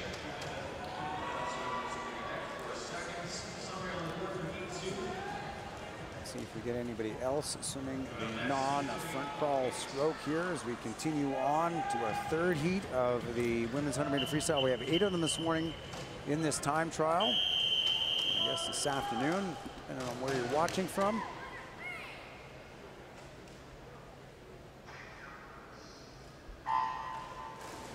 Haley French in lane number 4, University of Calgary, top seed here, 101.59, solid on that underwater in that breakout. To about 13 meters. The extended distance on that underwater, a relatively new invention over the life of the sport of swimming. Certainly something that in the 80s and early 90s, other than in backstroke events, was not something you commonly seen. Everybody here trying to take advantage of the fastest portion of any race in the pool, regardless of the stroke, and that's the push off from the wall or the start from the block and the immediate underwater after that. Maine looking pretty strong out in lane at number 8. Isabella Langridge in lane at number 3. Pretty good as well. As they come to the finish, it's going to be tight on the wall. 59.91, first time we've seen under a minute here. That's lane number 8, Tabitha Main from the Windsor Aquatic Club. One of those milestones, a minute in the 100-meter freestyle. She took more than 2 seconds off of her sea time. Entered with a 102.0, so a really solid swim there.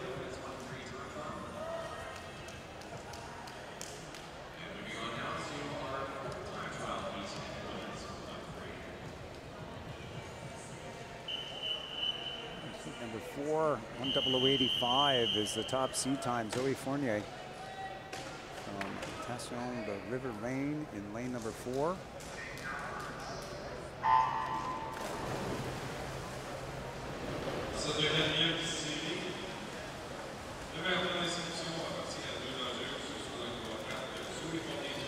Well, some pretty even swimming all the way across the board.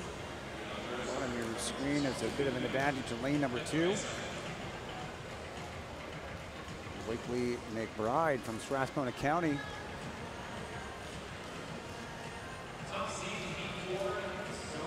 It's Zoe Ratche from from the Toronto Swim Club out first through the first 50 meters, 29.0. Swimming for the Toronto Swim Club.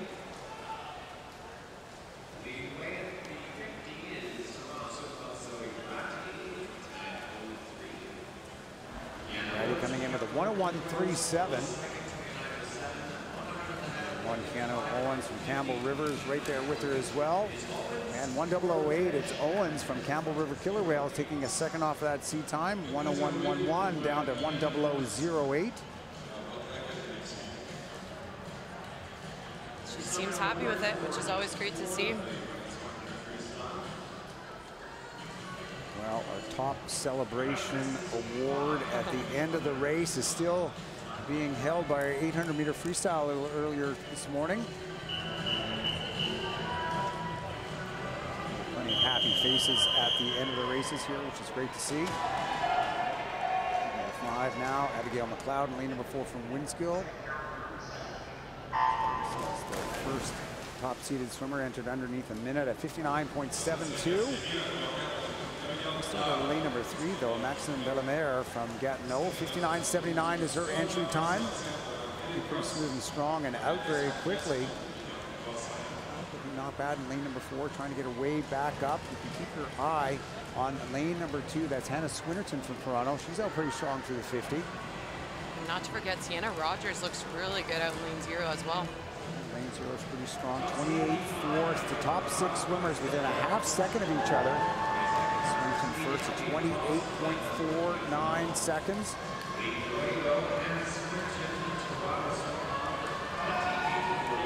Lane number 3 moving up, Bellemare. They're doing a pretty good job here from Gatineau. She's entered in 59.79. Number 8 looking strong at the top of your screen. That's Maddie Connell as they come to the touch. It's 59.70. That is lane at number 3.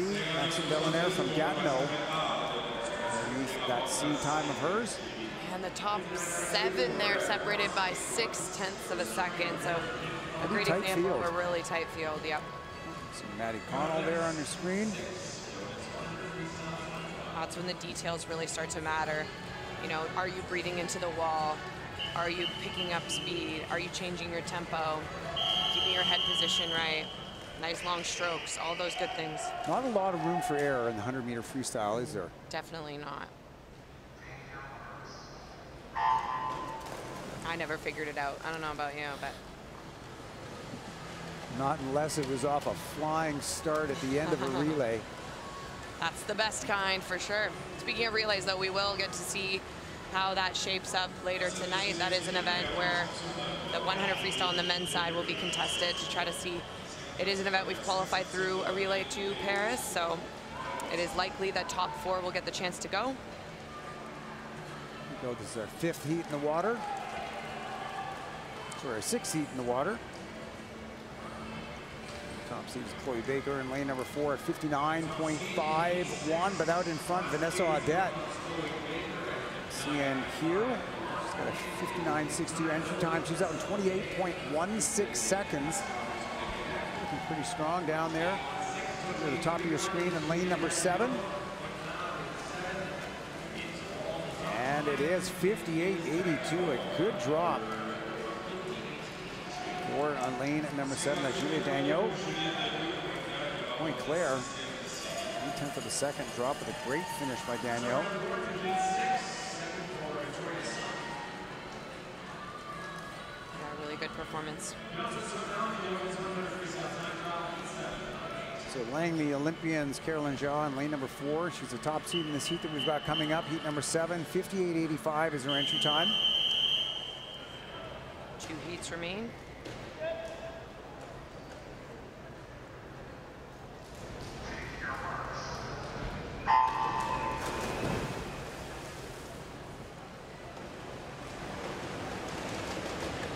Start out in lane number 2. Grace Chai from the Aurora Ducks. 59.02 is her C time. Slight advantage on the field for that first 25. Moving up nicely though in lane number 4 is Ja from Langley Olympian. She's entered in 58.85.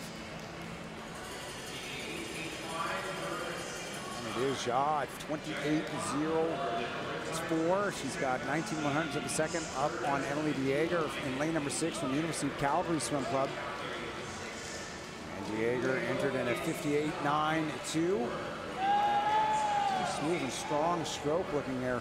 Carolyn Jaw from the Langley Olympians in lane number 4. She's breathing to her right so she can see her closest competitors. I think Dieger is now pushing through to the finish.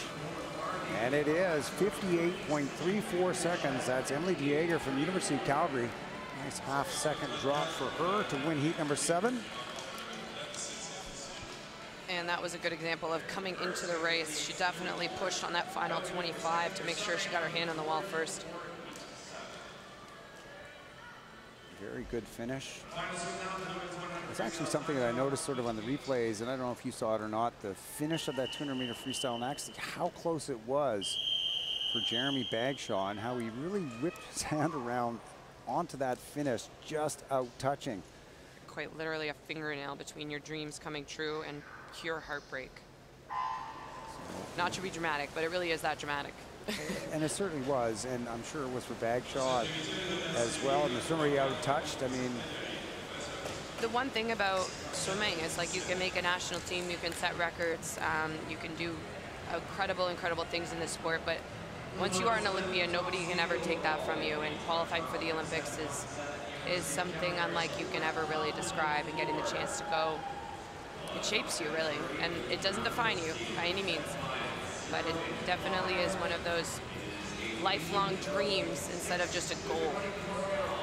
Absolutely a pretty special moment for all of those swimmers and their families and supporters who've gotten themselves on the team already so far, and still plenty left to come.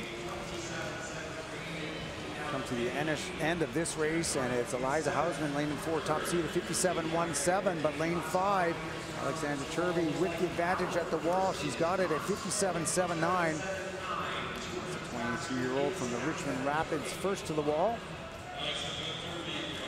The fastest time in our time trials for the women's 100-meter freestyle. Turning now to our next heat, it's going to be the men. We also have 8 heats in this event.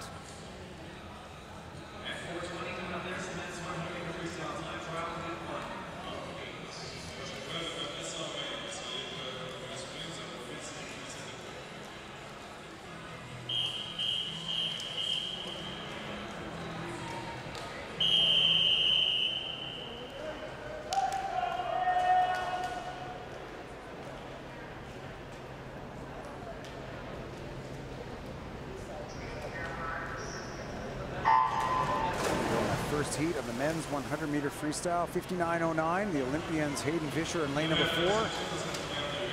See the swimmer in heat number 1. Now look at this. Lane number 6 really get going. Oliver Feng from Raymac.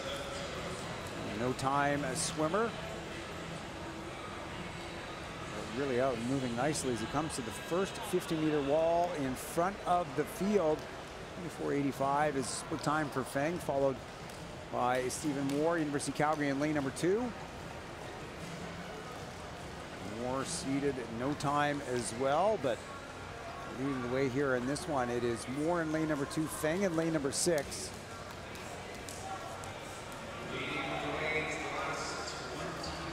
Coming up in lane number 1, William Leroy also challenging. And what a great finish by lane number 1, 53.45. William Leroy. I believe we saw Leroy in the 800 a little bit earlier this morning, so tough back-to-back swim for him.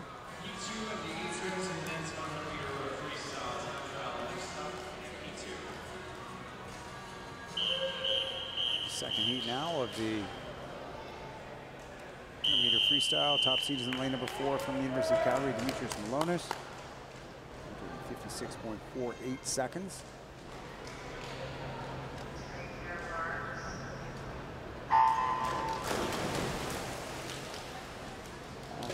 This one.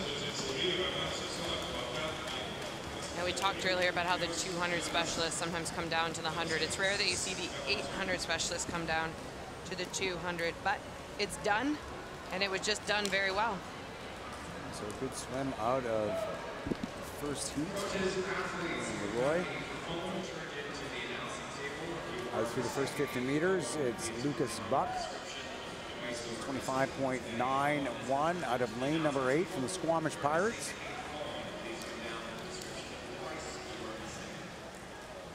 Lane number 7 now taking over the lead. That's Audric Dufour.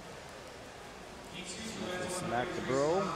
He's entered in 56.70. Now distancing himself from the field as we close. He's closing very well. Dufour in 7, 54.15. A good drop from that entry time of 56.70. Wins heat number 2.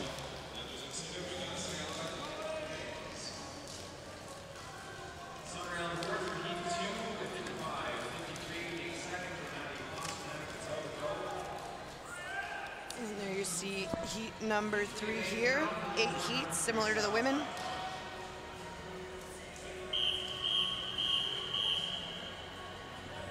As this one gets going, our top seed is going to be in lane number 4 from the Summerland Orca Swim Club. BC, that's Casey McDermott, entered in 55.22 seconds.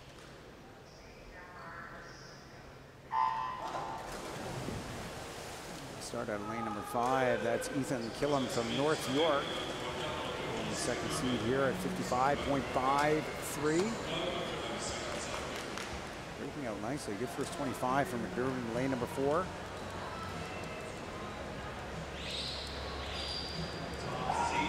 Looks like McDermott is going to be first to the 50 wall. Turning around around 26.15 seconds, 0.2 of a second. Up on lanes 1 and 2, Justin Legault and Kamal Bala. Both of them turning at 26.37 seconds.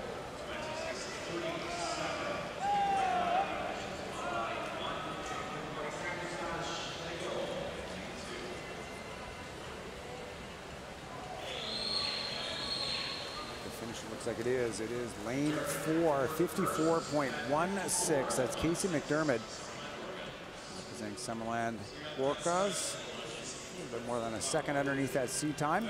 Happy with that swim. Saw a few celebrations there. Never gets old. What's your favorite celebration, Jason, when an athlete touches the wall? Do you like a fist bump? Do you like a splash? I have to tell you that two really stand out in my mind, and they both come from the 1984, that's a long time ago, Los Angeles Olympic Games, and that's Alex Bauman and Victor Davis. Their celebrations after winning the Olympic gold medals. For me, I remember Tewksbury had a pretty good one then too. Tewksbury had a really good one as well, but for me as a young impressionable kid, you know, both those celebrations after the wins were pretty inspiring to me. That's an awful long time ago. It is pure joy and elation. We love watching it as fans. Beside every celebration, sadly, is usually a little bit of heartbreak. But if you can keep an eye on that lane. Speaking of keeping an eye on the lane 9 right here, Ian Cameron out in a 24.93. Pretty quick for Cameron. He's seated at 55.19. 54.7 is the top seed by Cohen Chan in lane number 4. But Cameron blasting out on the outside, trying to roll a gutter ball, as they say.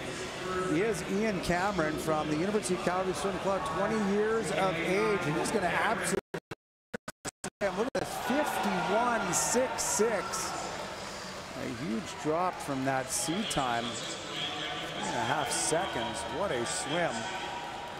And we saw another 51 there out of lane. So it was literally a race of lane 1 and lane 9, but 51.91 there for Finn Tuck as well.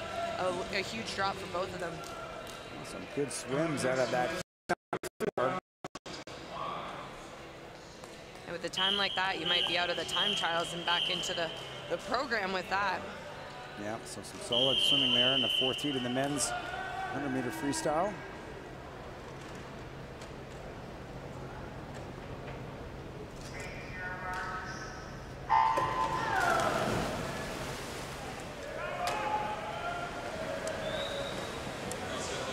The 5th heat in lane number 4, Troy Liu from Windsor Aquatics, 54.16.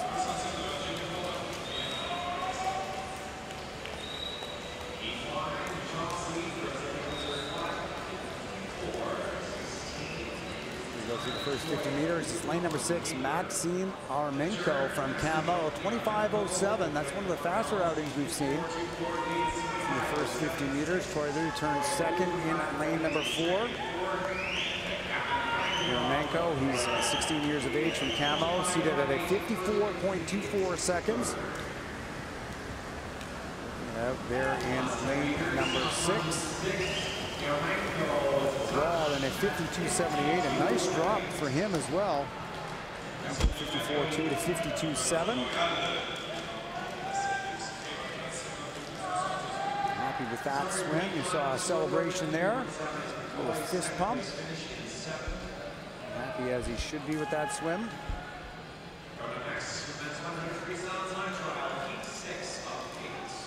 Next is heat number 6. Jihoon Bae in lane number 4 from Langley and Abbotsford Olympians, seated at 53.72.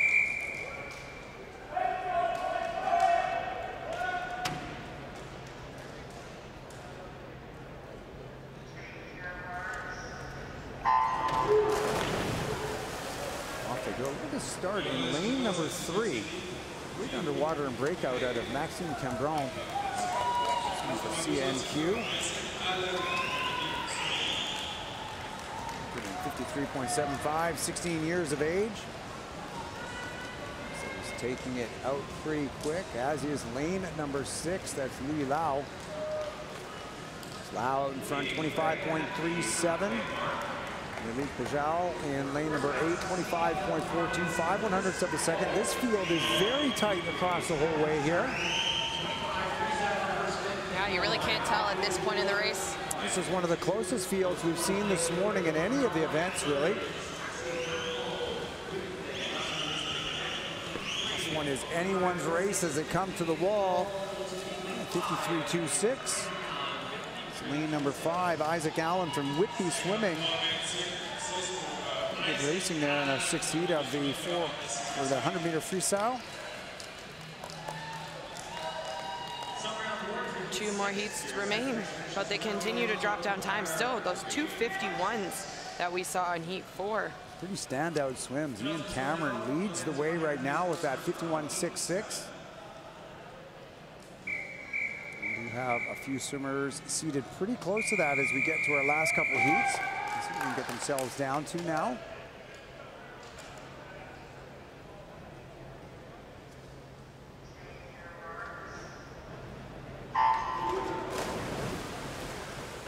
And as we've seen in many of our time trials, we have a Paralympian that will be in the next heat. That is Nick Bennett. He's already put his name on the consideration team for the Paralympics this summer. Not every event, though, offered for each classification, so this is a chance for him to get up and race. He didn't have any other events today. Nick Duncan, one of our standouts with our para swimmers. Seems like a Red Deer Catalina. We'll see him in the next heat. Nick Duncan, really fast first 50 meters, 25.3. Paul McKenzie, though, leads the way at 25.12. He's swimming in lane number 4. McKenzie 52.79. He's got his hands full with Kieran Stone beside him from Brantford. And Stone now making his move as we get to the finish. It is lane number 5, 52.41. That's Kieran Stone from the Brantford Aquatic Club. 0.4 of a second better than his seed time. A 1/10 of a second back is McKenzie in lane 4. One more heat to go in this men's 100-meter freestyle.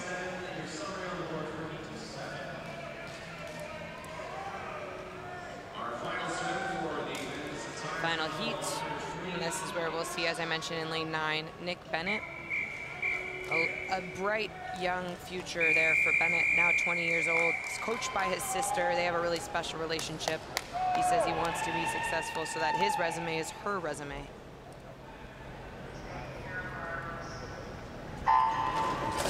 Swimming is a family affair for the Bennetts. As this final heat gets underway, Thomas McDonald in lane number 4, University of Calgary Swim Club. He is the top seeded swimmer in this event at 51.82. Lane number 6, though. That's Malax Malakovitz from Etobicoke Swimming. 52.10. He is moving out there in the first 50 meters, but McDonald turns first at 24.39, 16/100ths ahead of Malakovitz in 6. And McDonald 24.39 at the 50, 51.82 is his seat time. Moving up beside him, it looks like Joel Blanco in 5 from the UBC Thunderbirds. He's only seated 1/100th of a second back. Going to be McDonald, though, in lane number 4, first to the wall, 51.19. That's the best we've seen this morning. Never time trial swimmers, a good finish. Men's 100-meter freestyle. He's going to be happy with that swim. And worth noting, out in lane 9, Nick Bennett finished in a 52.42, which is faster than his entry time. Good job by Bennett. As you mentioned, 0.3 of a second underneath his seed time. He's been swimming pretty good all week long. Now getting ready for the final races of this morning. It's going to be the 200-meter backstroke. First up will be the women. We'd have 2 heats in that event. Followed by the men's 200-meter backstroke, also 2 heats.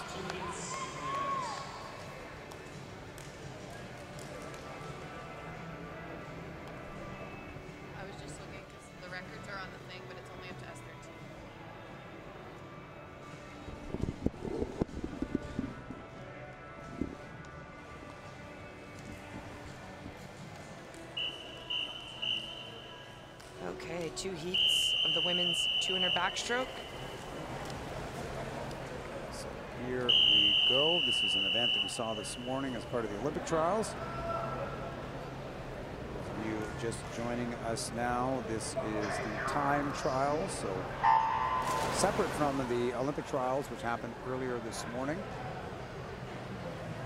Top seed in this first heat is Shutong Du from Richmond Hill. She's 15 years of age, seeded at a time of 2:26.50.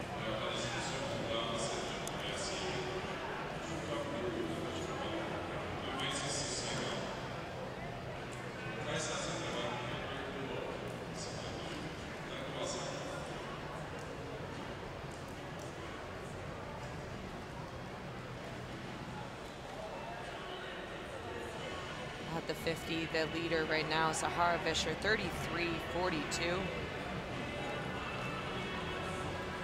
Fisher from the Olympian Swim Club, seated just back from the leaders at 2:26.79.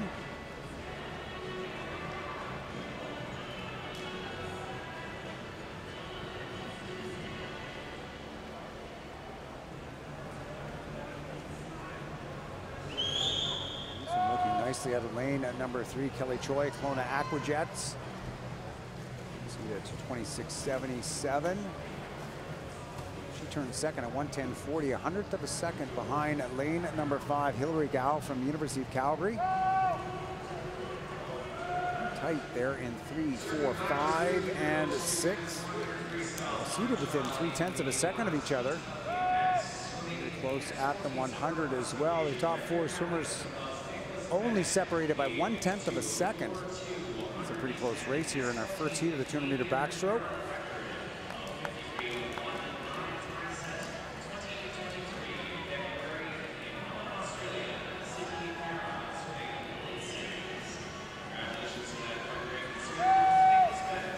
I think we're just hearing now that Nick Bennett broke his own Canadian record.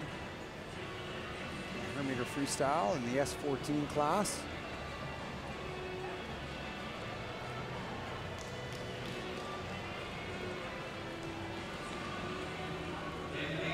Making a move in lane number 5, Hilary Gao, University of Calgary. She does have Sahara Vischer with her in lane number 6.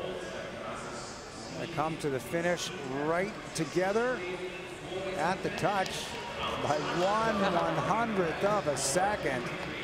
Hilary Gao, 2:23.70, a nice 3-second drop for her and a drop for Sahara Vischer as well, 2:23.70.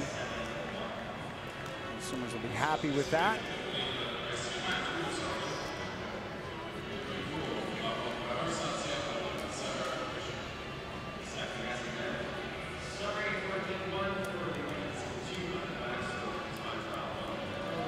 Of the Turner backstroke before we close out our morning afternoon now with the men's side. So we've got a pretty quick seed here in the second heat in lane number 4, Maeve de Jong. Swing unattached, but entered in a 2:19.00. So we're in the middle of the pool, lane number 4.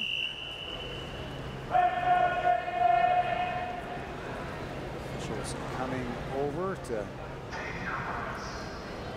see that while they're starting from the backstroke ledge, at least a part of their foot is also touching the starting pads. And that is often a thankless job, so just wanted to give a quick shout out to all of our very hardworking volunteer officials. As you can see, they're in a perfect lineup as we get set to start each race. You cannot kind of waver in that job, and they continue to show up for the athletes and make sure we keep this sport as fair as possible. So, and it's interesting for those viewers that maybe don't quite see high-level meets the same or as often as this. These officials, you do have to be at a certain level. So these are all high-level officials. They're all referees in their own right, back at their home clubs and home provinces. And in order to get as many qualified officials to an Olympic trials, they're actually from here, from all over the country. Just like the athletes and coaches and teams that come from all over Canada, the officials have done the same. I'm looking across the board and seeing officials here from the Maritimes and the Western provinces and BC as well. All here volunteering their time for this very special once every 4 years of event. 9:42 is that split time through the first 100. Lane number 5 is out in front. That's Annabelle Reed from Natation Mustang Boucherville. feel like my French is getting better each It is. and every session. I forgot to compliment you on that one. It was strong. I did try and get some proper pronunciation tips from my daughter who's here watching as well. She lives in Montreal. We do have to practice at a Paris because, you know, with the games happening in Paris this summer, our French will be on full effect. Absolutely. I am expecting a bilingual reporting from you, Brittany, Okay. as Keep an eye. games come. Keep an eye. I'm working on it. I have lovely colleagues who give me phrases every week, so I try to practice new phrases. But if you've spoken to me in person, you know my French, although the accent is sometimes there, my French vocabulary is not. Well, you still have a couple months to practice as we come to the end of this second heat and of the women's 200-meter backstroke. To finish the time 2:21.76 is lane number 7, Mo Gagne from Neptune. Nice drop by 2 seconds by her. Our second and a final heat.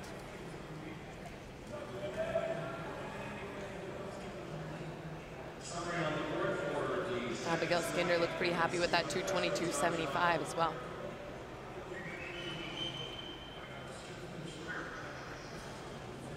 Okay, gearing up for heat 1 on the men's side. Only 3 competitors. It looks like brothers. It does. It looks like a set of twins from the High Swim Club. Not just brothers, twins. I would expect that they are. Both 16 years of age. Separated by 2.5 seconds. We'll like to see. My sister made a point at my wedding this past weekend to make a comment that she's still the fastest 400 freestyler short course in the McLean family. So know that those duels never go anywhere. They continue. She's still house champ in that one, as we like to call it at our place. That's great. Still have plenty of years to contend that, though, Brittany. Maybe I'll have to make a comeback just for the bragging rights against my sister. So here we go, the first of 2 heats in the men's 200-meter backstroke. The top seed is Evan Velesig in lane number 4 from Hayek, 2:16.64. He's got his brother beside him in lane number 5. He's seated at 2:19.07. Phoenix Hislop from Langley at 2:19.88 in lane number 3.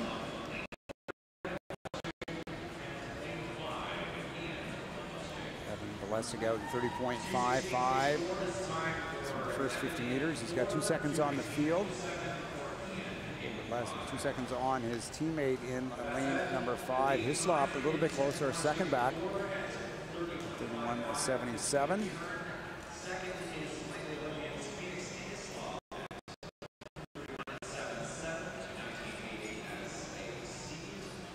Go towards the 100, and Velesig in lane number 4 is going to turn out in front of 104.21. 3.36 on that 50, so he's pacing to make a significant drop from that 2:16.64 seat time of his.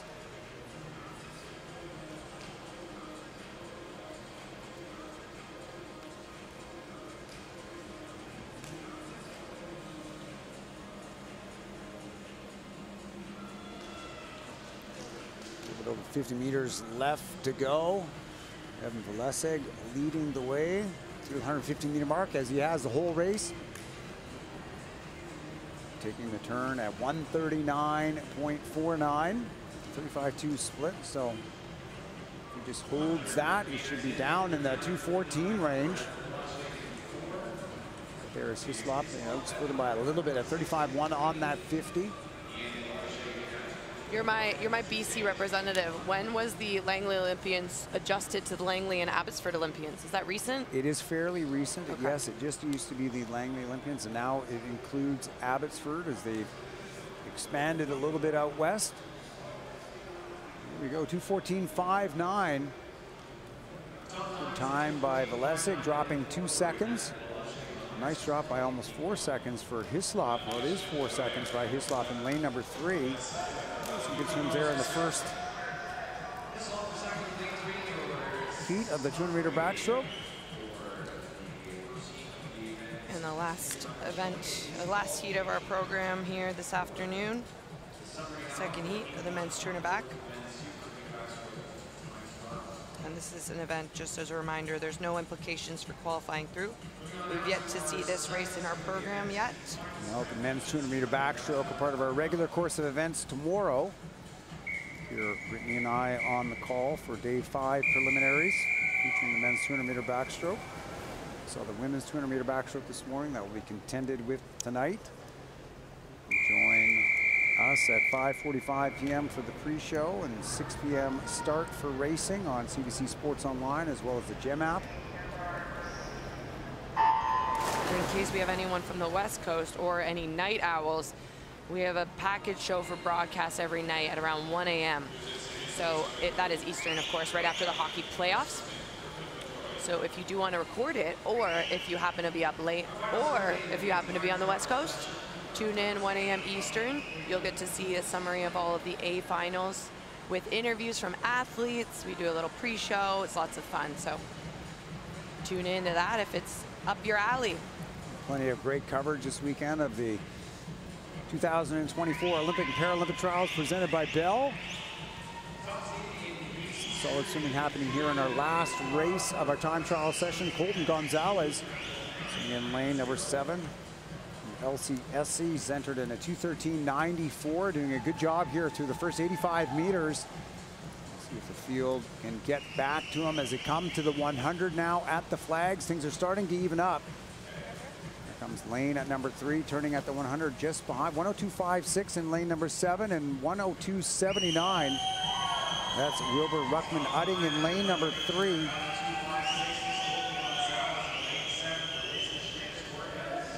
For the High-Ax Swim Club. We've seen a few of these High-Ax swimmers here in the men's 200-meter backstroke this morning. Really strong age group program. And it does appear that Wilbur Ruckman-Udding is going to carry this lead out of this last turn as he turns around in 136.0, 33.2. So he is in contention to get under 210. 210.87 is his seat time. Looking pretty good right now. 25 meters left to go. It is High-Ax Wilbur Ruckman-Udding sitting in lane number 3. He's got a body length really on the field. Number 5 now starting to move up. That's Alexander Lakovic from UBC Thunderbirds. But I don't think he's going to get up to Ruckman-Udding in lane number 3. As run 2:09.85, Ruckman-Udding from the High-Ax Swim Club. Himself a full second from his seat time, picking up the fastest time in the men's 200-meter backstroke as a part of the time trials. And always nice to get under that 2:10. Sort of wraps up our day, and there he is, happy with that swim. It's been a pleasure as always, Jason. Well, thank you, Brittany. Big smiles to close us out there. It is a pleasure, as always, working with you. This is the end of our session here today for day number 4. As we mentioned earlier, it is a 5:45 p.m. Eastern pre-show with a 6 p.m. start for the 2024 Olympic and Paralympic trials. Day 4 finals. You can join it on CBC Online or on CBC, the GEM app. For Brittany McLean, I am Jason Pratt. Thank you for joining us here at the 2024 Olympic and Paralympic Trials. Natation Canada tient à remercier ses partenaires. Swimming Canada would like to thank our partners. Le gouvernement du Canada. The Government of Canada. Speedo, votre partenaire de natation de confiance de votre premier saut à chaque traction. Speedo, your trusted swim partner from your first splash through every stroke. Les producteurs de poulets du Canada, fiers partisans et protéines officielles de Natation Canada. Chicken Farmers of Canada, proud supporter and official protein of Swimming Canada. All Tides, fiers de soutenir la natation canadienne. All Tides, proud to support Canadian swimming. Air Canada, transporteur aérien officiel des essais olympiques et paralympiques. Air Canada, official airline of the 2024 Olympic and Paralympic swimming trials. I have a disability, but I'm not fragile. My first big hit was a rush. It made me feel alive in a way only sports can. Because of partners like Vel, I get to feel it on the world stage. And now I get to share that feeling with the next generation.